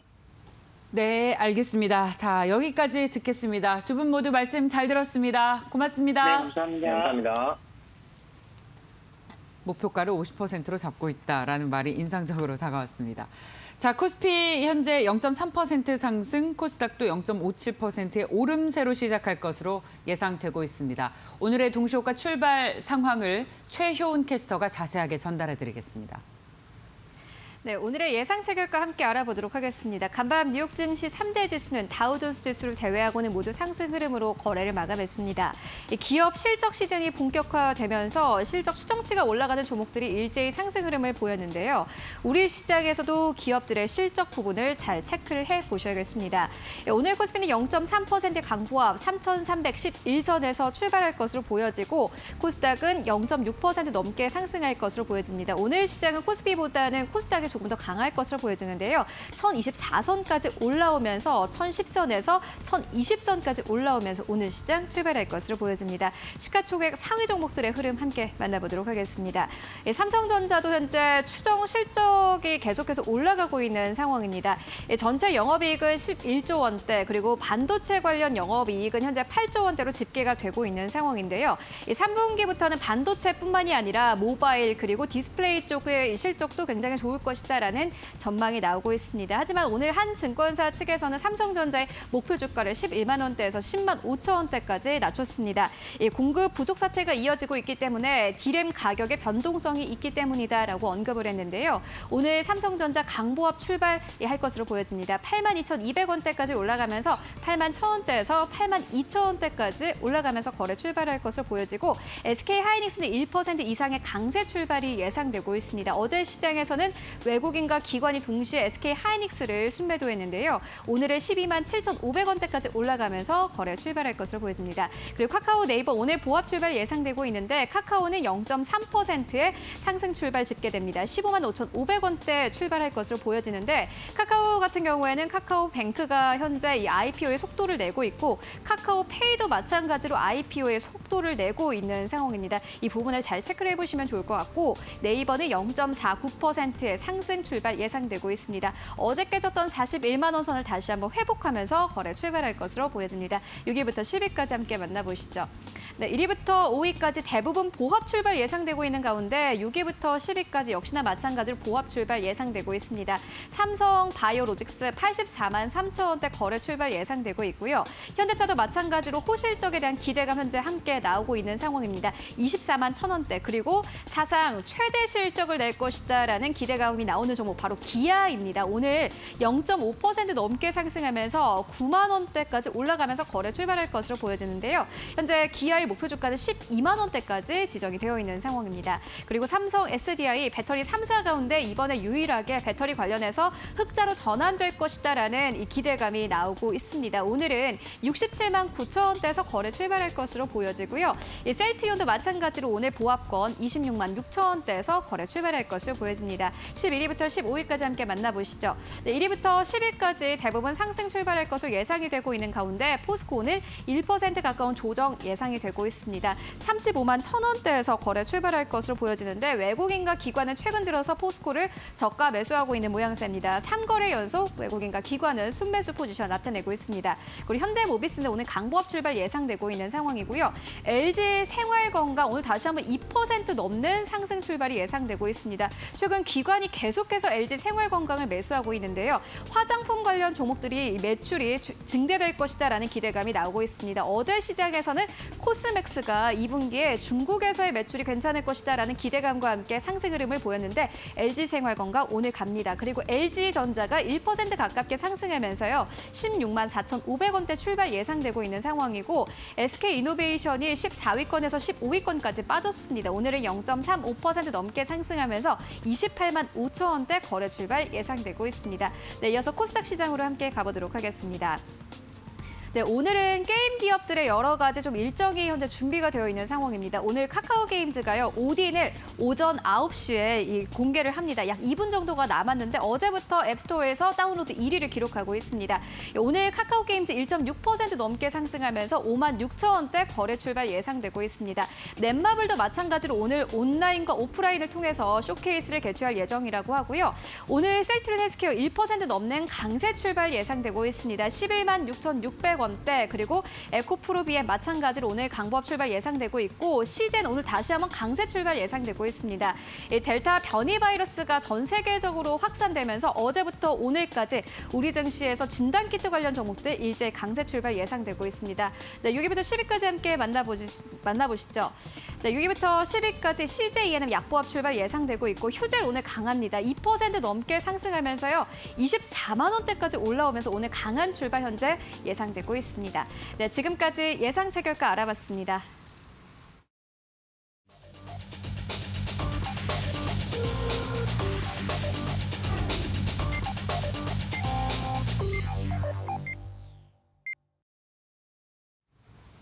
(6월 29일) 주식시장 개장이 됐습니다. 동시효과 상황에서 상승 출발 예상이 되고 있었는데요. 먼저 코스피도 0.1% 상승, 코스닥도 0.17% 오르면서 시작을 했습니다. 달러에 대한 원화의 환율은 큰 변화가 없네요. 1,130원에서 개장을 했습니다. 0.2원 올랐습니다. 니케이 225 지수도 하락으로 출발을 했네요. 소폭의 내림세로 0.4% 내린 28,927엔으로 오늘 시장 출발했습니다. 코스피와 코스닥 양시장 모두 동시효과대 상황과 마찬가지로 상승분을 이어받아서 코스피 3,300선 위에서 거래가 이루어지고 있고 코스닥은 상대적으로 강합니다. 0.3% 오르면서 1,021선에서 오늘 시장 출발을 했습니다. 동시효과 때 봤었던 그 하이브가 오늘 스틱 인베스트먼트가 블록딜 성공했다는 소식이 나왔죠. 예, 지분의 7%를 팔으면서 동시효과 때와 마찬가지로 오늘 8% 넘는 내림세로 하이브 출발했습니다. 28만 7천 원 기록하고 있습니다. 시가총액 상위 종목군들은 오늘 혼조세입니다. 삼성전자 보합 그리고 SK하이닉스는 상승 1%의 플러스, 카카오가 1% 넘게 오르고 있고 특히 눈에 띄는 상승 종목을 먼저 보면 삼성 SDI가 0.7% 플러스, LG생활건강은 요즘 기관 투자자들의 계속되는 러브콜 속에서 오늘도 1% 넘게 오르고 있습니다. HMM도 1% 넘게 플러스를 기록하고 있고 NC소프트도 게임주들의 각종 이슈 속에서 오늘도 2% 가까이 오르면서 84만 원 기록하고 있습니다.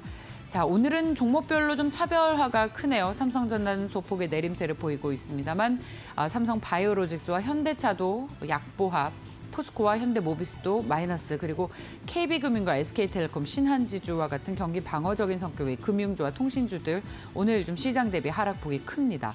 하나금융지주도 2% 넘게 하락하면서 금리 인상에 따른 기대감으로 하나금융지주를 관심 있게 보고 있다는 전문가들도 많았었는데 오늘 2% 넘게 하락하면서 시장 대비 낙폭이 좀 크게 포착이 되고 있습니다.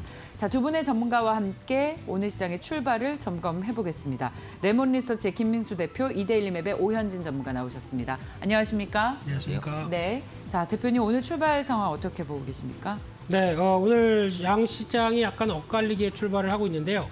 코스피는 한 4.8포인트 하락해서 3,295, 코스닥은 4포인트 올라서 1,022선을 기록하고 있는데 동향을 보게 되면 어제 미국 시장에서 기술주, 그리고 특히 필라델피아 반도체 지수가 좋았는데 전혀 삼성전자 쪽으로는 온기가 미치지 못한다라는 쪽에서 시장이 약간 좀 부진한 코스피 쪽의 모습을 보여주고 있다는 게 좀 차이가 있다고 봐야 될 것 같고요.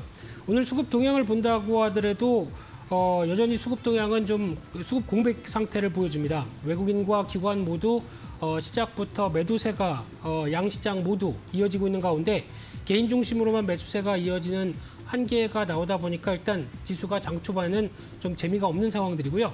이런 부분들이 어떤 변화가 조금 확인이 돼야 다시 3,300선 안착과 함께 그 흐름들을 좀 끌어낼 수 있지 않을까 생각이 들고 있는데 좀 더 확인해야 될 것 같고요.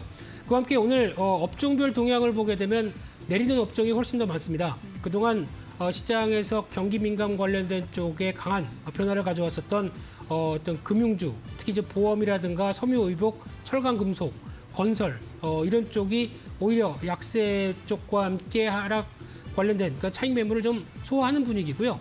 오늘은 상대적으로 의료 정밀, 화학, 의약품, 그리고 서비스 쪽에 대한 업종의 종목들이 좀 더 강한 상황으로 이어지다 보니까 상대적으로 오늘도 빠른 순환매의 장을 보여주는구나라는 관점 쪽에서 오늘은 또 어떤 성장주 쪽에 대한 시각들이 살짝 좋아지긴 하지만 그렇다고 또 강한 변화는 아니다라는 쪽으로 바라보면서 어떤 지수의 흐름들 좀 더 체크를 하셔야 될 것 같고요. 오늘 시가총액 상위 종목들의 동향을 봤었을 때 가장 눈에 띄는 부분들은 일단 또 카카오가 다시 강세로 이끌어지면서 한 1% 이상 상승세로 다시 최근에 어떤 눌림목을 다시 반등을 시도를 하고 있는 상황 쪽으로 눈길이 가고 있는데요. 또 중요한 거는 수급이 좀 보강이 돼야 어떤 탄력을 받지 않을까라는 관점 쪽에서 지금 현재는 외국인들이 소폭 매수가 들어오고 있는데 이런 부분들 계속 확인해야 될 걸로 보여지고 있고요. 그 밖에 대부분의 시가총액 상위 종목들이 혼조세와 함께 매물이 조금씩 점증되는 상황들인데 특히 SK텔레콤이 약세가 두드러지는 상황이고요. 한 1%대 하락세를 보이면서 아직 그 갈피를 못 잡고 있는 상황들이 나오고 있고요. 오늘의 전반적인 상황은 아무래도 게임주의 동향들이 강하지 않나라는 관점 쪽에서 지난 펄어비스가 또 이제 중국에서 판호를 발급받았다라는 관점 쪽에서 펄어비스의 강세 쪽에서 흐름이 나오다 보니까 어떤 NC소프트 같은 경우도 1.3%대 상승을 보이면서 전반적인 게임주에 대한 온기가 퍼지는데 아직까지는 좀 강한 변화는 특히 탄력들이 고점에서 매물도 좀 나온다라는 쪽에서 어떤 추가적인 시세는 조금 더 지켜봐야 되지 않을까라고 봐야 될 것 같고요. 그 밖에 지금 SK 바이오사이언스가 강세를 보이고 있습니다. 지금 현재 2%대 넘는 상승세를 보이면서 다시 박스권 상단부를 돌파하려고 하는 움직임이 나오고 있고요. 최근 들어서 수급은 그렇게 썩 좋지 못하다가 외국인들 쪽에서 매수세가 다시 이어지다 보니까 다시 한번 전고점대 시도를 들어오는 모습들이 일단 눈에 띈다고 보여지고 있는 상황들이고요. 그 밖에 오늘 신재생 에너지 관련된 쪽의 섹터들도 나쁘지 않습니다. 대표적으로 한화솔루션이 지금 4% 가까운 상승세를 보이면서 특히 중국의 태양광 수입 제한을 검토하겠다. 그래서 지금 신장지구죠. 이쪽에 대한 분위기가 가시화되다 보니까 그에 따른 수혜를 받는 한화솔루션이 오히려 주가가 탄력을 받아가고 있는 상황이라고 봐야 될 것 같고요. 이런 쪽에서 봤었을 때 이 부분이 오히려 어떤 태양광이라든가 그리고 또 어떤 풍력 관련된 쪽으로 좀 더 확산되는지 여부들을 한번 지켜보시고 흐름들을 확인해야 될 걸로 보여지고 있습니다. 자, SK바이오사이언스는 저희 앞서 이제 투자 인사이트에서도 전해드린 바 있지만 코로나19 백신 임상 3상 시험 계획을 이제 식약처에 제출했다는 소식이 전해진 이후로 관련해서 좀 매수세가 들어오는 것으로 해석되고 있습니다. 오현진 전문가께 여쭤보겠습니다. 어떤 종목이 특징적으로 보이세요? 네, 일단은 뭐 시장 전체적으로는 약간 혼조 양상인 것 같습니다. 눈치 보기 장세가 지속된다 이렇게 보셔야 될 것 같고요. 지난주부터 시작해서 사실 외국인과 기관이 국내 시장에서 적극적인 포지션을 취하지는 않는 것 같아요. 적극적으로 매도한다 이것도 아닌데 적극적으로 매수한다 이것도 아니기 때문에 기술적인 부담들을 계속해서 안고 있는 그런 상황이 아닐까 이렇게 판단이 됩니다. 앞서도 말씀해 주신 대로 오늘은 게임주의 강세가 가장 눈에 띄게 나타납니다. 펄어비스, 검은 사막 M이죠. 네, 검은 사막 모바일 중국 판호 발급 이슈로 인해서 움직임이 나옵니다. 이렇게 되면 올해 초 컴투스 게임 이후로는 첫 중국 판호 발급이라고 보여지고 있어요. 사드 보복 이후에 판호 발급이 좀 확대되는 기대감 가져볼 수 있지 않을까 싶고요. 이렇게 되면은 그 중국발 높은 IP 가치를 가지고 있는 기업들이 부각될 가능성이 높습니다. 뭐 뮤라든지 미르 이런 IP가 중국에서는 좀 선호도가 높거든요. 그래서 관련주로는 웹젠, 리메이드 이런 종목인데 중국발 판호 발급이 본격적으로 재개된다라고 한다면 중국에서 인지도 높은 IP를 가진 업체가 먼저 주목받겠죠. 그래서 그런 종목군들이 웹전이랑 리메이드니까 이런 부분들 전체적으로 관심 있게 보시면 좋을 것 같고요. 다른 게임주들도 주가가 견인되는 모습입니다. NC소프트 같은 경우에는 최근에 그 리니지 M 대표 게임이죠. 4주년 이벤트가 좀 진행 중이기 때문에 단기적으로 매출이 끌어올려지는 부분이 있지만 리니지 M의 유저 이탈이 계속되고 있는 상황이기 때문에 중심 매출이 흔들릴 수 있다라는 부담감은 있습니다. 그래서 리니지 클래식 출시로 강력한 IP를 다시 한번 끌어올리려는 시도들 나오고 있지만 당분간 돌아선 유저의 신뢰를 회복하기는 좀 어렵다라는 측면에서 투자 관점으로 접근하기에는 살짝 어렵지 않을까 이렇게 판단하고 있습니다. 간밤에 필라델피아 반도체 지수가 일단 좋았습니다. 그래서 삼성전자는 그 영향을 반영받지는 못하고 있지만 그래도 중소형 IT주는 일단 시장 대비해서는 강한 모습을 좀 보여주고 있습니다. 뭐 비셈전자, 라운테크 약간 개별주라고 할 수 있겠죠. 6%, 3%대 강세 보여주고 있고요. 유진테크도 1%대 강세 보여주고 있습니다.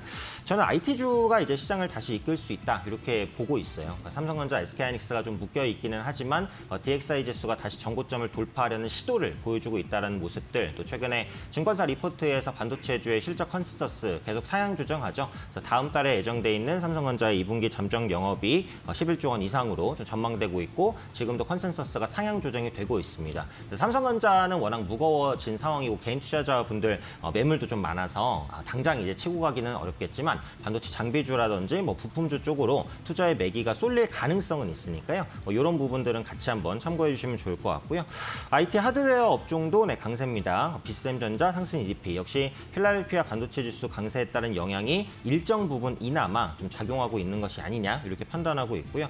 유통주도 0.4% 강세입니다. 거리두기가 이제 7월부터 개편이 됩니다. 그래서 수도권 같은 경우 모임 인원이 좀 늘어나죠. 6명, 8명까지 순차적으로 확대되면서 유통주의 투자 심리 개선도 일정 부분 이나마 좀 기대해 볼 수 있지 않을까 판단하고 있고요.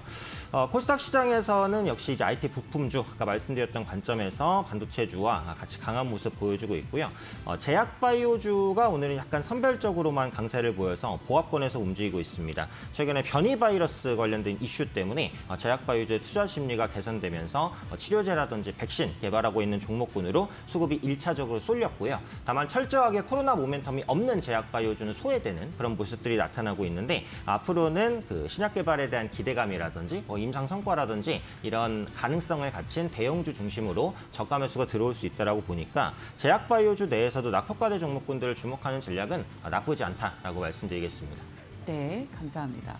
오늘 종목별로 차별화가 좀 크네요. KG 동부제철 같은 경우에는 9% 넘게 하락하고 있고 동국제강도 3% 넘게 하락하고 있습니다. 철강주 좀 함께 볼까요?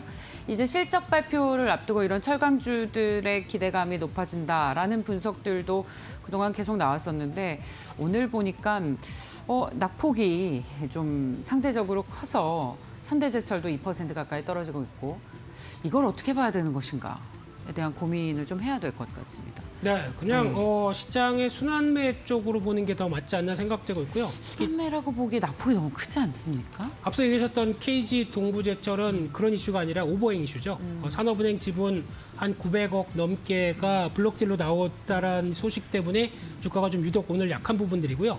그 밖에 나머지 흐름을 보게 되면 2분기 때 실적에 대한 업사이드가 가장 많이 되는 대표적인 업종이 철강 업종입니다. 그렇죠. 네, 그런 쪽에서 어제 같은 경우도 대한제강 같은 우리나라 철근 1위 종목이 주가가 탄력을 보였다는 거는 의미하는 바가 좀 있다고 봐야 되겠죠. 그래서 지금 여전히 오늘 같은 경우 또 이제 기술주 쪽에 매기가 좀 실리다 보니까 상대적으로 그동안 좀 올라갔던 철강이라든가 대표적인 경기 민감주 쪽에서 차익 매물 나오는 부분들은 또 하루 이틀 정도 추가적으로 나온다라고 하게 되면 노려야 되겠죠. 네. 노리는 것이 좋다. 네. 네. 그리고 또 이제 저희가 지난주에 금융주에 대해서 얘기를 하면서 키움증권 관심 있다고 말씀하셨던 만큼 근데 오늘 또 어제 일제히 그래서 많은 분들이 또 금융주를 추천을 하셨어요. 소개를 하셨는데 오늘 또 시장 대비 하락폭이 좀 커서 금융주도 한번 짚어봐 주세요. 네, 금융주는 솔직히 이제 저희가 매수해서 뭐 하루 이틀 만에 팔 수 있는 그런 환경은 아니라고 봐야 될 것 같고요. 꾸준하게 시장 흐름 접근하면서 특히 이제 이번 주 같은 경우 금요일 날 또 고용 보고서가 발표가 되죠. 거기서 지금 미국에서요. 그렇죠. 미국에서 고용 보고서가 발표되면서 생각보다 또 좋은 수치로 나오기 시작한다라고 하게 되면 금리 긴축에 대한 얘기가 또 나올 수밖에 없기 때문에 그렇게 되면 또 금융주의 또 다른 상승 배경이 될 수가 있겠죠. 그런 쪽으로 봤을 때 오히려 지금 나는 시장에서 순환매가 너무 빨라서 이를 계속 따라가기 힘들다라고 하게 되면은 오히려 이런 좀 길게 보는 시각 쪽에서 금융주 같은 경우도 흔들릴 때마다 조금씩 모아가는 것도 좋은 전략이라고 생각이 들고 있고요. 특히 지난번에는 증권주 쪽에서 시각도 말씀드렸는데 또 하나 보험주도 나쁘지 않은 것 같습니다. 최근 들어서 보험주도 어떤 장기간 소외되다 보니까 실적이 그래도 크게 안 떨어지고 이제 실손보험료라든가 여러 가지 올라가는데 상대적으로는 저평가, 특히 대표적으로 배당 메리트죠.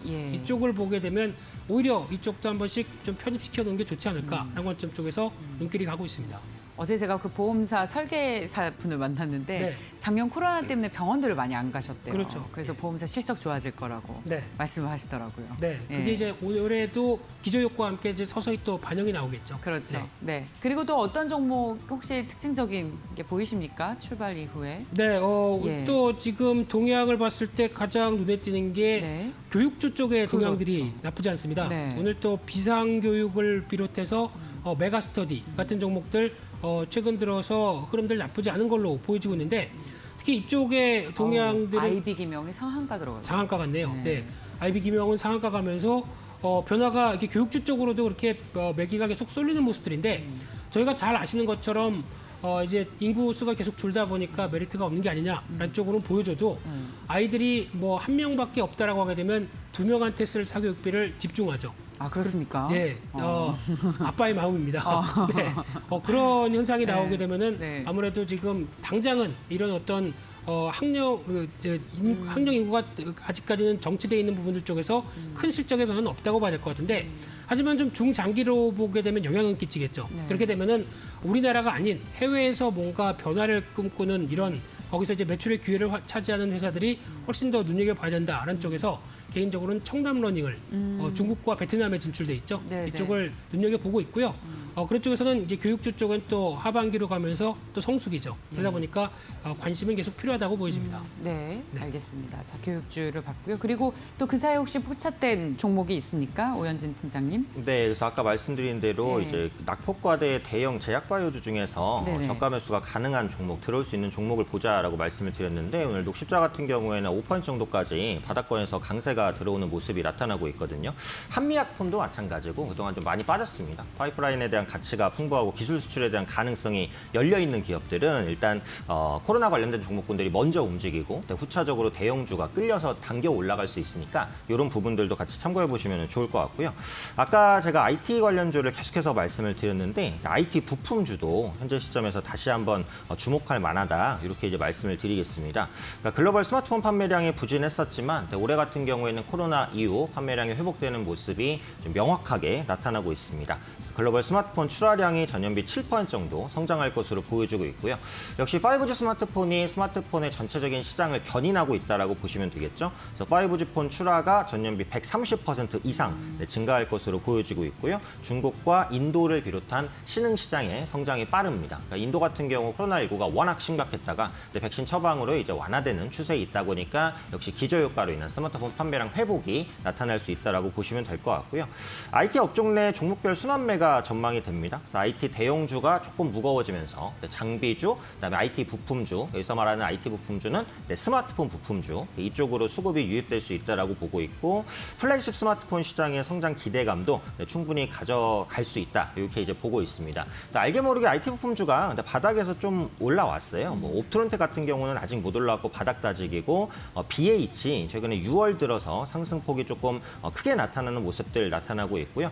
파트론 같은 경우에도 아직은 바닥 다지기인데 현재 시점에서 하방 경직성은 확실히 좀 확보가 됐다라고 보니까 좀 저가 매수가 들어올 만한 위치다 이렇게 봅니다. 자, 파트론 같은 경우에는 삼성전자양 카메라 모듈 납품이 계속해서 증가할 수 있다라고 보죠. 그래서 LG전자가 스마트폰 사업에서 일단 철수를 했기 때문에 삼성전자의 스마트폰 라인 또 부품을 공급하는 업체가 외형 성장에 대한 기대감을 좀 가져갈 수 있다라고 보고요. 파트론은 단순히 IT 부품주는 아니에요. 그래서 전장산업 부분의 매출 그리고 뭐 5G 라우터라든지 이런 성장산업 매출이 좀 본격화될 수 있다고 생각을 하니까요. 이 파트론을 포함해서 IT 부품주에 대한 관심도 꾸준히 필요하지 않을까 판단하고 있습니다. 네, IT 부품주 저가 매수세가 유입되고 있다라는 말씀이시고 오늘 또 그리고 공략주로는 뭘 보고 계세요? 네, 오늘 공략주로는 앞서 말씀드렸던 거리두기 완화에 따른 기대감을 받을 수 있는 종목으로 신세계를 가지고 왔는데요. 국내 7월 얼마 안 남았습니다. 이제 거리두기 개편안이 시행이 되고요. 국내 수도권에서 음식점 영업시간 12시로 바꾸고 인원 제한도 6명, 8명 단계적으로 확대된다라고 보시면 되겠죠. 유통주의 긍정적인 요인이고요. 신세계그룹이 이베이코리아 지분을 인수를 했죠. 그래서 이마트가 80% 정도를 인수를 했는데 승자의 저주다, 뭐 부담이다 이렇게 이제 평가하고 있는 부분들도 있지만 지금 오픈마켓 시장 자체가 규모의 경제 싸움이 엄청나게 치열합니다. 일단은 외형을 불려야 가격 경쟁을 가지든 배송 경쟁을 가지든 어떠한 경쟁력을 가질 수 있다라는 거죠. 그러니까 그런 측면에서 당장은 인수가에 따른 부담, 뭐 네이버가 발뺐다 이런 부분에 대한 이슈가 있을 수 있지만 궁극적으로는 성장 기대감이 있다라고 봅니다. 예전에 현대차가 뭐 기아차를 인수할 때나 그 SK 뭐 하이닉스 인수라든지 이런 부분들이 처음에는 다 부담이 있다라고 평가를 받았어요. 하지만 시간이 지나면서 외형 성장에 대한 효과를 분명히 주가가 표출을 했거든요. 그러니까 그런 관점에서 신세계라든지 이마트에 대한 관심도 필요할 수 있겠다라고 판단하고 있고요. 백화점 매출 개선세도 지속이 되고 있습니다. 백화점 5월 매출 전년 동월비 19% 증가했고요. 명품 매출은 36% 이상 증가했습니다. 아직도 이런 기조가 꺾이지 않고 있습니다. 그래서 보복 소비가 조금 더 연장될 수 있다. 특히 사회적 거리두기 완화로 인해서 더 연장될 수 있다라고 보고 있고요. 가격 전략으로는 현재가 28만 5천 원 부분, 최근에 단기에 차익 실현 매물이 나왔기 때문에 가격 부담도 해소했다라고 생각을 합니다. 현재가 부분 공략 가능하다고 보고요. 목표가는 32만 원, 그리고 손절가는 27만 원으로 좀 여유 있게 잡아보도록 하겠습니다. 네, 감사합니다. 자, 다음은 김민수 대표님 오늘의 공략주 공개해 주시죠. 네, 오늘 게임주의 달인 만큼 게임주 쪽에서 그래도 실적 꽤 괜찮은데 주가 반영 못한 대표적인 종목 중에 하나 조이시티를 말씀드리고 싶은데요. 네. 게임 안 좋아하시죠? 어떻게 하셨어요? 네, 그런 쪽 머리가 전혀 없어요. 예. 워낙 공부를 너무 열심히 하셔서. 아닙니다. 네. 그래서 조이시티는 농구 게임으로 유명합니다. 프리스타일이라고 하는 쪽으로 유명하다가 지금 건슈 배틀이라고 하는 쪽이 실적이 생각보다 잘 나오고 있고, 나온 지 오래됐는데 꾸준하게 실적이 나오고 있고요. 게다가 또 캐리비안 해적 쪽도 있죠. 이러다 보니까 실적 흐름들이 작년에 큰 폭으로 개선됐고 올해도 매출이 한 50% 이상 늘어날 걸로 보입니다. 게다가 또 영업이익은 330억대까지 나오게 되면 지금 조이시티 주가 같은 경우도 이런 실적에 바탕을 둬서 움직인다라고 하게 되면 아직 그렇게 크게 부각을 못 받았다는 관점 쪽에서 한번 레벨업을 시도할 걸로 보여지고 있고요. 따라서 11,000원대 초반 정도면 진입 가능하다라고 보여지고 있고 다시 어떤 직전 고점대 수준까지 움직인다라고 하게 되면 약 한 13,500원대 직전 고점대까지 확인할 수 있을 것 같고요. 손절가는 9,500원으로 말씀드리겠습니다. 네, 감사합니다. 자, 오늘 두 분과 함께 이야기를 나눠봤습니다. 레몬리서치의 김민수 대표, 2대1 맵의 오현진 전문가였습니다. 고맙습니다. 감사합니다.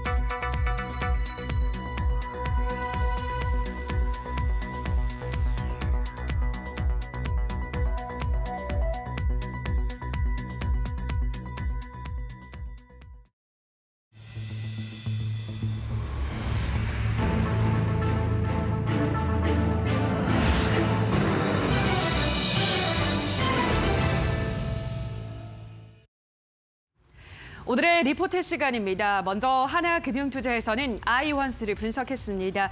이 회사는 시각장비 챔버 안에 주요 부품을 공급하고 있는데요.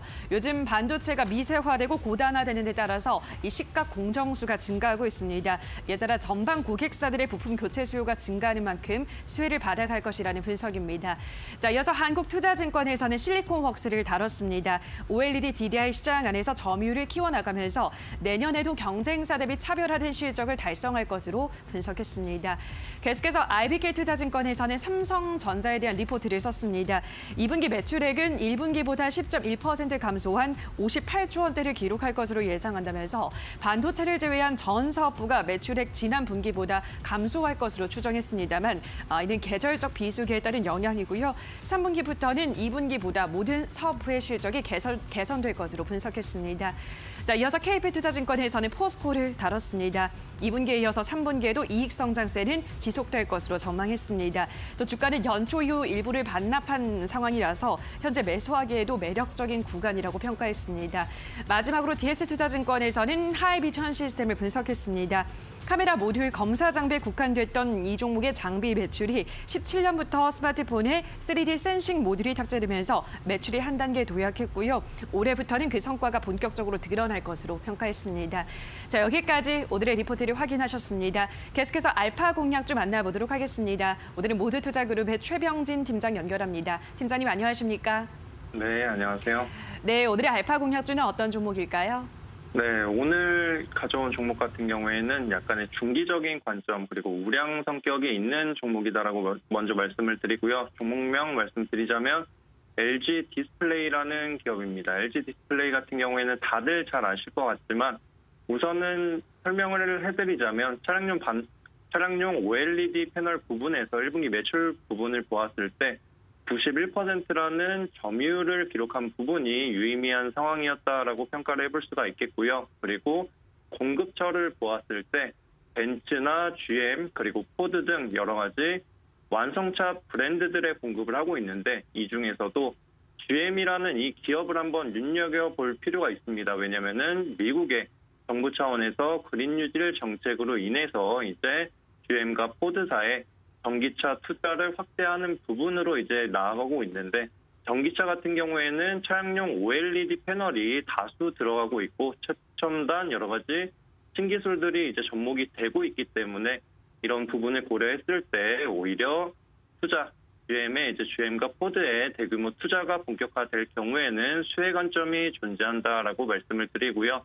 그리고 본질적으로 이 기업이 이제 실적이 저조했던 부분 그리고 우려감이 있었던 부분 중에 하나가 대형 OLED 사업인데 이 부분에서도 이제 흑자가 예상되고 있고요. 하반기 흑자 전환과 그리고 중소형 OLED 패널 부분에서도 유의미한 결과들을 기대해 볼 수 있는 상황입니다. 여기에 아이폰 13의 이제 여러 가지 수요가 증가함에 따라서 공급 다변화 부분 그리고 여러 가지 신사업들 그리고 사업 확장 부분에 있어서 실적주로 전환되는 시점이고 하반기부터는 실적이 굉장히 좋아질 것으로 보고 있고요. 그렇기 때문에 지금 LG 디스플레이 같은 경우에는 국매도에 굉장히 영향을 받는 상황이지만 이러한 부분이 실적이 겸비될 경우에는 국매도가 숏커버링으로 인해서 탄력적인 모습, 오히려 주가의 상승을 이끄는 모습을 나타낼 수 있다라고 말씀을 드리겠습니다.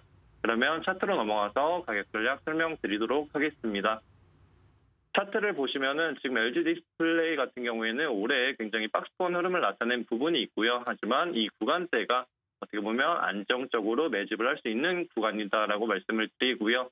이에 따라서 단기적인 목표가는 27,000원 부근을 잡아드리지만 2분기 실적이 발표되고 이제 3분기, 4분기로 나아가서 이제 실적 기대감과 전망의 적정 가치를 본다고 하면은 3만 원 이상까지도 갈 수 있는 종목이다라고 말씀드리고 손절 라인 같은 경우는 약간의 이제 길게 잡아드리겠습니다. 21,000원 잡아드리면서 마무리하겠습니다. 네, 오늘의 알파 공략주 LG 디스플레이 소개 말씀 잘 들었습니다. 팀장님 고맙습니다. 감사합니다.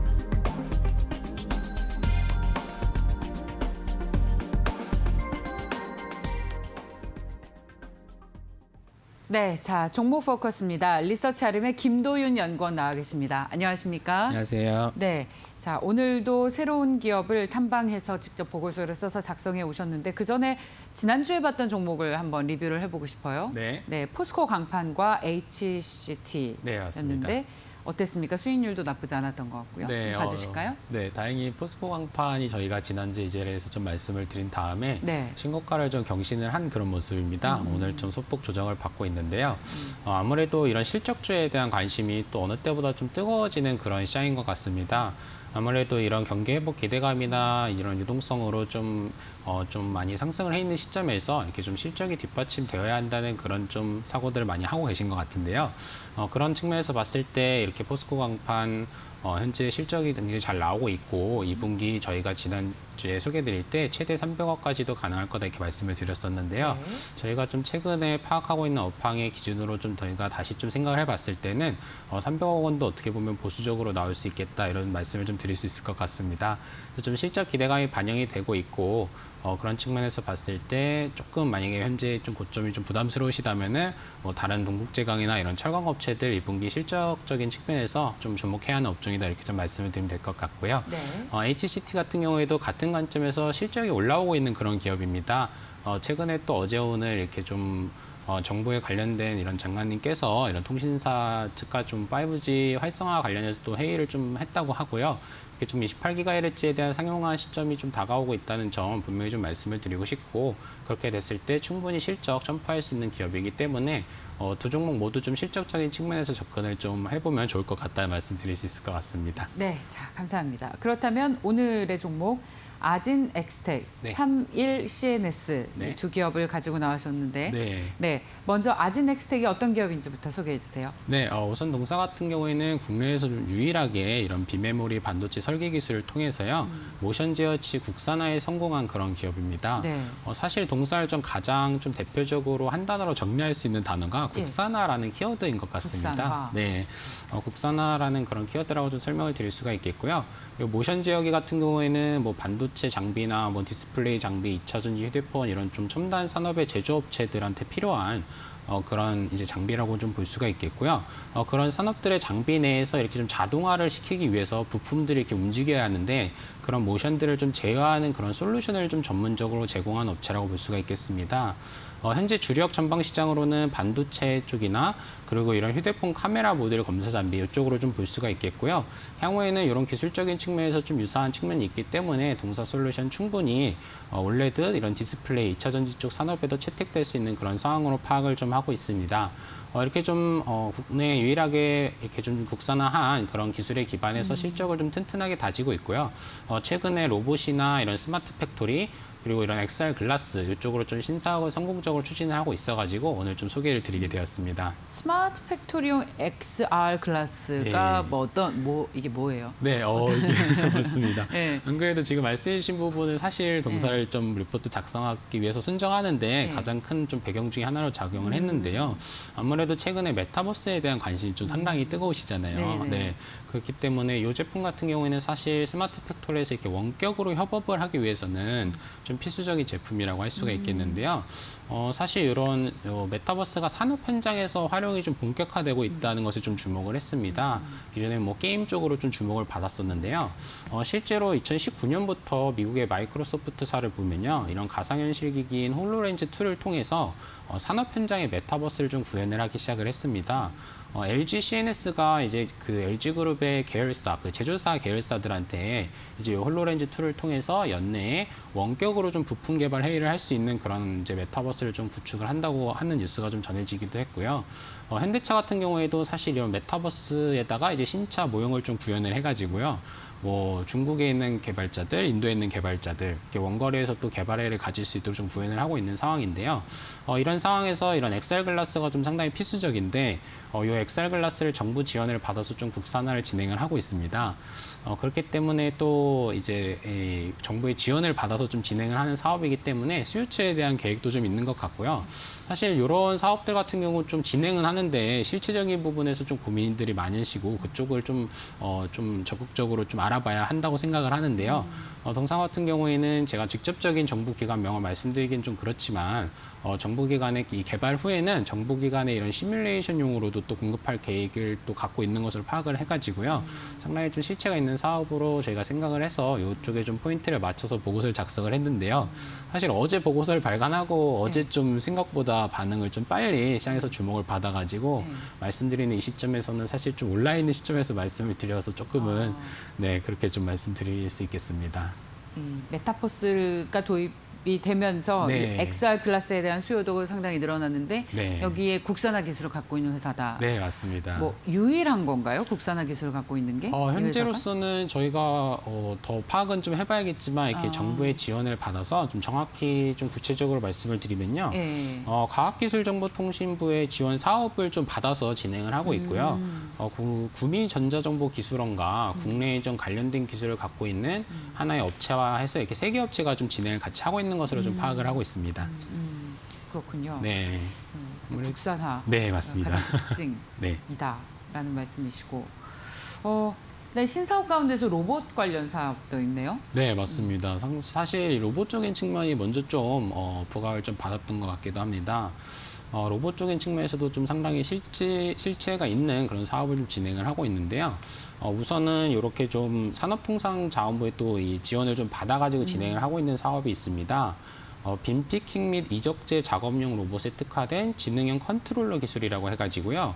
이 빔 피킹이라고 하게 되면은 이렇게 무작위로 좀 물체들이 쌓여 있을 때 그 물체들을 순차적으로 이렇게 순서대로 좀 파지를 해서 지정된 장소로 옮기는 것을 의미를 하는데요. 기존의 이 컨트롤러 기술로는 이 기술을 좀 구현하기에 한계점이 좀 있었다고 합니다. 그렇기 때문에 이 해당 컨트롤러 기술을 좀 동사가 좀 최근에 동사가 신규로 좀 확보하고 있는 인공지능이나 이런 비전 기술에 기반한 차세대 솔루션으로 좀 개발을 하고 있고요. 최근에 또 이런 AI 기능을 좀 구현할 수 있는 칩도 올해 좀 이 개발 과정의 일환으로 시제품을 올해 좀 출시를 할 것으로 예상이 되고 있고요. 그렇기 때문에 요런 좀 그런 지능형 컨트롤러 기술을 좀 개발하고 있다는 말씀 좀 드릴 수 있겠고요. 또 부품적인 측면을 좀 말씀을 드려야 할 것 같습니다. 이제 스위스의 맥슨 모터사라는 곳이 있는데요. 여기와 이제 그 소형 모바일 로봇용 애추에이터라는 좀 제품을 개발하고 있습니다. 이 제품 같은 경우에는 그냥 개발하는 것이 아니라 또 마찬가지로 좀 정부와 좀 말씀을 드리다 보니까 정부와 좀 관계가 좀 굉장히 좋은 것 같습니다. 정부 지원 사업을 지원을 많이 받고 있군요. 네, 이런 구매 조건부 과제로 수요처를 좀 확보한 프로젝트이고요. 기술 개발이 좀 완료가 됐을 때 정부를 통해서 이렇게 좀 국내 대기업 로봇사들의 수요자를 좀 확보해 놓은 상황이기 때문에 스위스 맥스모터사와 이런 로봇용 액추에이터 개발하고 있다는 말씀 드릴 수 있을 것 같고요. 예상 상용화 시점은 내년 정도로 좀 보고 있고요. 그리고 스위스 맥스모터사 같은 경우에는 전 세계 40여 개 국가의 좀 판매망을 보유하고 있는 그런 글로벌 로봇 이제 모터 부품 업체입니다. 그렇기 때문에 이렇게 제품 개발을 완료했을 때 글로벌 시장에 진출하기에 좀 용이할 것으로 좀 판단을 하고 있고요. 이외에도 이제 1분기에 국내 이런 산업용 로봇 대기업인 H사와 좀 로봇 부품들을 공동으로 개발하고 있는 것으로 확인을 했습니다. 매출액은 좀 미미하지만 1분기에 사업 초기 단계인 로봇 부품 OEM 관련 매출이 이미 발생을 했고요. 그렇기 때문에 현재 가지고 있는 실적 기반에 더해서 이런 로봇 사업들 앞으로 본격화되었을 때는 또 로봇 시장이 또 앞으로 굉장히 커지는 시장이기 때문에 동사의 좀 이런 주가에 대한 모멘텀보다도 성장에 대한 모멘텀이라고 먼저를 좀 강조를 드리고 싶고요. 그렇게 돼서 실적이 이제 올라오게 되고 로봇 기업으로 이제 발전한 모습을 보이게 되었을 때 또 좋은 흐름을 좀 보일 것으로 판단이 돼서 앞으로 좀 지켜볼 만한 기업이다 이렇게 좀 말씀을 드릴 수 있겠습니다. 실적이 이런 부분 때문에 좋아진 거예요? 1분기에 실적이 굉장히 좋았는데 뭐가 제일 기여를 한 건가요? 예, 맞습니다. 실적적인 측면은 지금 진행했던 부분들은 아직 좀 기여가 본격화되진 않은 그런 부분들이고요. 신사업이니까. 예, 맞습니다. 이런 부분들은 내년에 좀 반영이 될 것 같고요. 올해 1분기에 이제 역대 최대 매출액을 좀 경신을 하게 됐는데요. 이런 모션 제어기 같은 경우가 이제 주요 전방위 시장이 앞서 말씀드렸다시피 반도체 장비 시장이나 이런 휴대폰 부품 장비 시장으로 좀 볼 수가 있겠습니다. 1분기에 이제 동사 제품을 조금 더 좀 말씀을 드려보면은 이런 스크러버나 메모리 핸들러 같은 이런 좀 후공정 장비들의 자동화에 필요한 모션 제어 솔루션이라고 좀 말씀을 드릴 수가 있겠고요. 이게 조금 이해하기가 조금 힘드시다면 주요 고객사를 좀 말씀을 드려보면은 뭐 세메스나 워닝 IPS 같은 국내 주요 장비사들을 모두 좀 고객사로 확보를 하고 있습니다. 그렇기 때문에 1분기에 반도체 장비 투자 규모가 좀 증가를 하면서 호실적을 기록하게 된 부분이고요. 1분기에 국내 반도체 장비 매출액을 보게 되면은 전년 동기 대비로 약 118% 증가한 73.1억 달러 정도로 좀 많이 올라온 그런 상황입니다. 사실 지난해 11월에 이런 국제 반도체 장비 재료협회에서 전망치 발표한 것과 비교했을 때도 1분기 상당히 좀 크게 나왔고 그렇기 때문에 올해 이런 장비사들 매출액 이런 전망치도 충분히 상향될 것으로 예상이 되고 있기 때문에 이런 측면에서 좀 동사가 좀 호실적을 기록하게 되었고요. 다음으로는 카메라 모듈 이제 장비사들의 그런 호황 덕분인데요. 앞서 좀 리포트를 소개해 주시는 시간에 하이비전 시스템이라는 종목이 나오더라고요. 네. 이런 좀 카메라 모듈 검사 장비를 좀 제공하는 업체인데요. LG 이노텍 향으로요. 이런 쪽도 모두 좀 고객사를 확보를 하고 있기 때문에 최근에 LG 이노텍에서 카메라 모듈 쪽에다가 올해 좀 투자액을 5,478억 원 규모로 좀 발표를 했습니다. 요거를 좀 지난 규모와 좀 비교를 해보시게 되면요. 19년도에 2,800억 원, 2020년도에 4,800억 원이기 때문에 올해 좀 상당히 좀 큰 규모로 투자를 하는데요. 그 배경으로는 중국의 이런 좀 카메라 모듈 공급사가 북미 A사양, 애플 쪽에 이제 밴드에서 좀 탈락을 하게 됐습니다. 그렇기 때문에 LG이노텍의 시장 점유율이 좀 올라갈 것이라고 판단이 되고 그것을 또 이제 저희가 좀 추론해 볼 수 있는 게 이런 좀 투자 규모가 커지고 있다. 이런 측면에서 말씀을 드릴 수가 있겠고요. 동사 같은 경우에는 그런 좀 장비사들을 모두 고객사를 확보를 하고 있기 때문에 이런 반도체 장비나 카메라 모듈 관련된 장비들 이런 쪽에 투자가 좀 진행이 되면서 1분기에도 좋았고 앞으로도 좀 올해까지는 적어도 올해까지는 일단 실적이 좀 어닝 서프라이즈를 기록할 것으로 확실시되고 있는 그런 상황이라고 볼 수가 있겠습니다. 아우 그 실적이 좋아졌지만 그런 네. 만큼 이제 신사업을 굉장히 많이 추진하고 있어서 네, 정부로부터 맞습니다. 지원도 많이 받고 네. 그만큼 앞으로 들어가는 돈도 굉장히 많을 것 같아요. 네, 맞습니다. 이거 감당할 수 있는 여력이 되나요? 재무 상황이 어때요? 네, 안 그래도 저희가 이게 시가총액이 또 작은 스몰킷 기업이기도 하고 그렇기 때문에 이런 재무 상황도 먼저 파악을 해봤는데요. 네, 동사 같은 경우에는 우선 금융부채가 한 15억 원에 불과하고요. 보유한 현금성 자산이 한 160억 원 정도로 상당히 좀 우량한 재무 구조를 갖고 있습니다. 또 아울러서 이렇게 좀 작은 기업들 같은 경우 뭐 전환사채나 이런 좀 주가 희석 요소들도 좀 걱정을 많이 하시는데요. 이 회사 같은 경우에는 그런 것도 이제 없다고 보시면 되겠고요. 그렇기 때문에 충분히 추가 자금 조달 없이 동사가 가지고 있는 이 재무 구조로 신사업들 충분히 추진할 수 있다 이렇게 좀 말씀을 드릴 수 있겠습니다.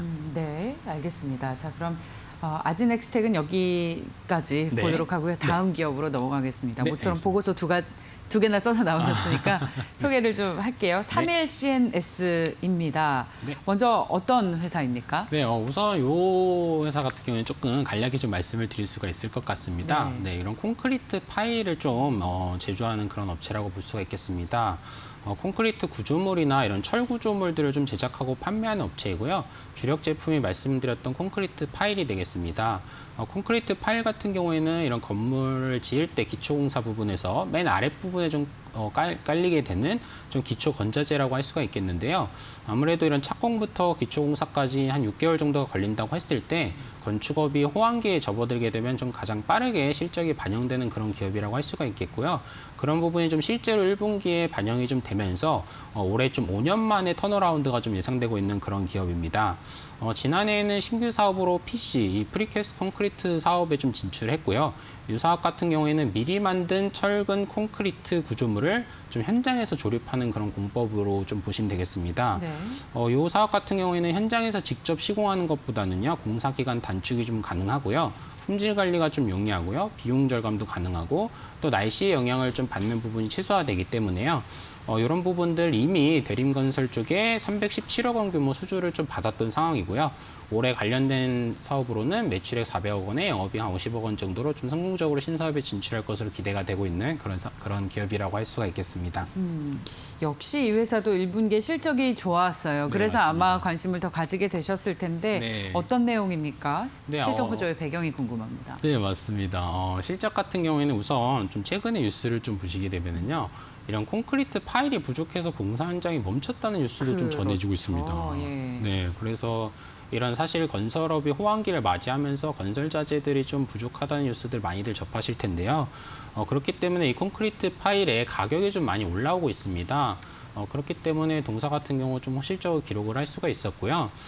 사실 이렇게 좀 급등한 수요를 감당하기가 왜 이렇게 힘드냐라고 좀 의문점을 가지실 수 있으실 텐데요. 건축업이 호황기에 접어들었던 15, 16년도 이후에 이런 콘크리트 파일 생산업체들이 18년도, 19년도에 고정비 감소를 위해서 캐펙스를 많이 좀 줄여놓은 그런 상황입니다. 동사 같은 경우에도 현재 공장 가동률이 114%로 좀 기재가 되어 있을 만큼 계속해서 풀캐파로 돌아가고 있음에도 불구하고 현장에서는 이런 콘크리트 파일들의 부족을 좀 많이들 체감을 하고 계신데요. 그렇기 때문에 정리해서 말씀을 드리자면 수급 불균형으로 인한 가격 상승이라고 좀 말씀을 드릴 수가 있겠고요. 건설업이 좀 호황기에 진입을 하면서 이런 기조들 앞으로 좀 오래 유지가 될 것 같습니다. 최근에 그 원자재 철근과 이제 시멘트 가격이 많이 네. 올랐는데 그런 어떤 영향도 있을 것 같아요. 아, 예, 맞습니다. 말씀해 주신 것처럼 원재료다 보니까 아무래도 예. 좀 그런 걱정 안 할 수가 없는데요. 예. 그래도 이런 원자재 같은 경우에 공급 계약을 동사 같은 경우에는 공급사들과 1년 단위로 좀 계약을 맺어놔서 일단 올해 2분기까지는 좀 괜찮은 그런 상황이고요. 하반기부터는 물론 좀 이런 공급 단가 인상이 있겠지만 현재는 수급 불균형 이슈가 좀 더 강하기 때문에 동사 같은 경우 충분히 가격 협상력을 갖고 있다고 볼 수가 있겠습니다. 그렇기 때문에 이런 부분들 1, 2분기까지는 오히려 좋은 부분으로 작용을 하고 있고요. 3, 4분기에도 뭐 크게 우려하시는 것만큼 걱정하실 정도의 이슈는 없다고 말씀을 드릴 수가 있겠습니다. 네, 자 그렇다면 이제 마지막으로 투자 전략을 듣겠습니다. 네, 최근에 이제 계속해서 실적에 좀 포커스를 맞춰서 종목들을 말씀을 드리고 있는데요. 네. 동사 같은 경우에도 이제 5년 만에 턴어라운드가 사실 이제 올해 좀 전망이 되고 있는데요. 5년 내 이제 주가 기준으로 봤을 때는 최고점이 28,000원이었거든요. 그 때문에 현재 15,000원, 그리고 올해 좀 예상되는 영업이익 최대 350억 원까지로 봤을 때는 실적적인 측면에서 좀 접근을 좀 부탁을 드리고 싶은 그런 종목이라고 좀 말씀을 드릴 수가 있겠습니다. 그렇기 때문에 뭐 앞으로 실적적인 측면에서 조금 봐주시기를 그렇게 부탁을 좀 드리고 싶습니다. 네, 알겠습니다. 자, 리서치 아름의 김도윤 연구원과 함께 아진 엑스텍 3일 CNS 살펴봤습니다. 고맙습니다. 감사합니다.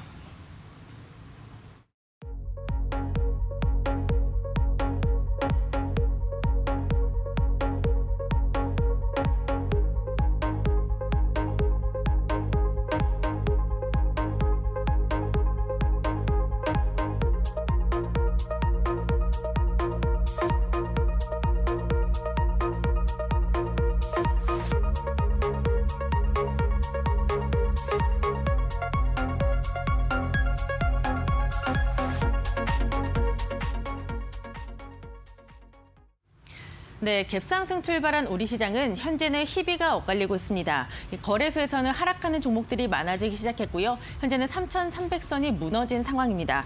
이 개별 종목 장세고 고점에 대한 부담감도 컸던 만큼 전반적으로 내리는 모습인데요. 코스피 0.3% 하락하면서 3,290선, 코스닥은 그에 비해서 상승 탄력 괜찮습니다. 0.5% 오르면서 1,023선을 지나가고 있습니다.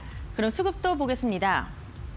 개인이 2거래일째 매수 우입니다. 장 초반인데도 너무나도 뚜렷하고요. 어제와 흐름 같습니다. 현재는 외국인과 기관이 지수의 하락을 이끄는 주역이라고 할 수 있겠고요. 개인만 5천억 원이 넘어가는 매수 우위가 집계되고 있습니다. 그럼 코스닥도 보겠습니다. 네, 어제 샀던 외국인 오늘은 팔자로 돌아섰습니다. 외국인과 기관의 쌍끌이 매도 속에서 개인은 4거래일째 매수 우위를 보여주고 있는데요. 개인은 601억 원의 매수 우위가 집계되고 있습니다. 그럼 오늘 장 특징주 확인해 보시죠. 네, 오랜만에 반등하는 게임주들 중국발 모멘텀이 있습니다. 이 펄어비스 게임인 검은사방 모바일이 중국 판호를 발급받았다는 소식이 나왔는데요. 이 중국 진출에 대한 청신호를 켜면서 섹터 전반으로 오름세가 집계되고 있습니다.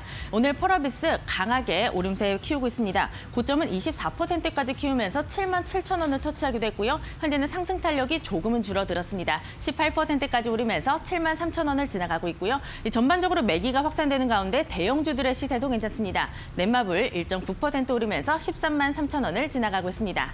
그럼 그 다음 테마 보겠습니다.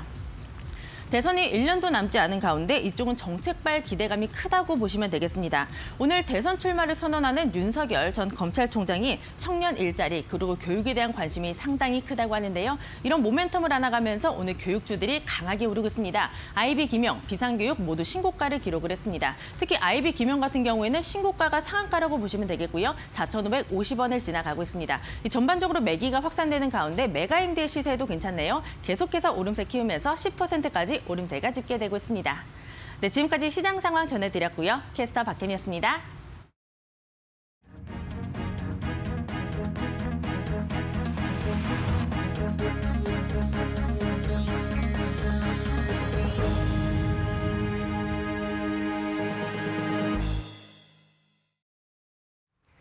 시청자 여러분 안녕하십니까? 이데일리 TV 뉴스 전해드리겠습니다. 첫 소식입니다. 기업 공개 대여 카카오뱅크가 오는 8월 상장을 목표로 본격적인 상장 절차에 들어갔습니다. 카카오뱅크는 유가증권 시장 상장을 위한 증권 신고서를 어제 금융위원회에 제출했습니다. 카카오뱅크는 2017년 7월 출범한 인터넷 전문은행으로 올해 5월 말 기준 고객은 1,653만 명입니다. 액면가 5,000원 기준 공모가 희망 범위는 3만 3천 원에서 3만 9천 원이며 공모 예정 금액은 2조 원대로 예상됩니다. 한편 한국거래소는 카카오페이에 대한 유가증권 시장 상장 예비 심사 결과 상장 적격으로 확정했다고 어제 밝혔습니다. 상장 예비 심사를 통과한 카카오페이가 바로 증권 신고서 제출 등 공모 절차에 들어가면 이르면 8월 중 상장이 가능할 것으로 보입니다. 삼성전자가 지난해 전 세계에 납부한 세금 가운데 73%를 한국 정부에 낸 것으로 나타났습니다. 삼성전자가 어제 발간한 2021년 지속가능 경영 보고서에 따르면 지난해 삼성전자가 납부한 조세 공과금은 11조 1천억 원으로 집계됐습니다. 전년에 납부한 9조 7천억 원보다 14.4% 증가한 수준입니다. 조세 공과금 비중을 지역별로 보면 한국이 73%로 약 8조 1천억 원을 국내 세금으로 납부했으며 뒤를 이어 미주 유럽이 14%, 아시아 11%, 기타 2% 순이었습니다. 항공업계가 방역 우수국가 간 단체 여행을 허용하는 트래블 버블 적용 대상을 개별 여행객까지 확대해달라고 정부에 건의했습니다. 대한상공회의소는 오늘 서울 중구 소공동 롯데호텔에서 제23차 관광산업위원회를 열고 정부에 트래블 버블의 조속한 시행과 적용 대상 확대를 요청했습니다. 트래블 버블은 방역 조치가 우수한 국가 간 여행을 허용하는 협약으로 협약이 체결되면 여행객들은 자가격리 등 입국 제한 조치가 완화됩니다. 김정배 문화체육관광부 제2차관은 조금씩 긴 터널의 끝이 보인다며 관련 국가와 트래블 버블 협의 중이며 코로나19가 가져온 새로운 환경에 맞춰 관광 정책을 모색하겠다고 밝혔습니다. 정부가 소득 수준이 낮은 청년이 저축한 금액에는 일정 비율로 자금을 보태주고 기타 소득 구간별로 청년을 위한 추가 이자 소득공제 혜택을 도입합니다. 정부는 어제 이런 내용을 담은 하반기 경제정책 방향을 발표했습니다. 정부는 우선 청년 소득 수준을 3구간에 나눠 자산 형성을 지원합니다. 특히 소득이 가장 적은 소득 구간 1단계의 경우 청년이 저축한 금액에 정부가 일정 비율로 매칭해서 지원합니다. 소득 2구간에 속한 청년은 조금 더 높은 금리로 자산을 불릴 수 있도록 시중 이자의 추가 이자를 지원합니다. 가장 소득 수준이 높은 소득 3단계는 추가 소득 공제 혜택을 부여하는 상품을 도입합니다. 지금까지 이데일리 TV 뉴스였습니다. 이어서 간추린 소식 전해드립니다.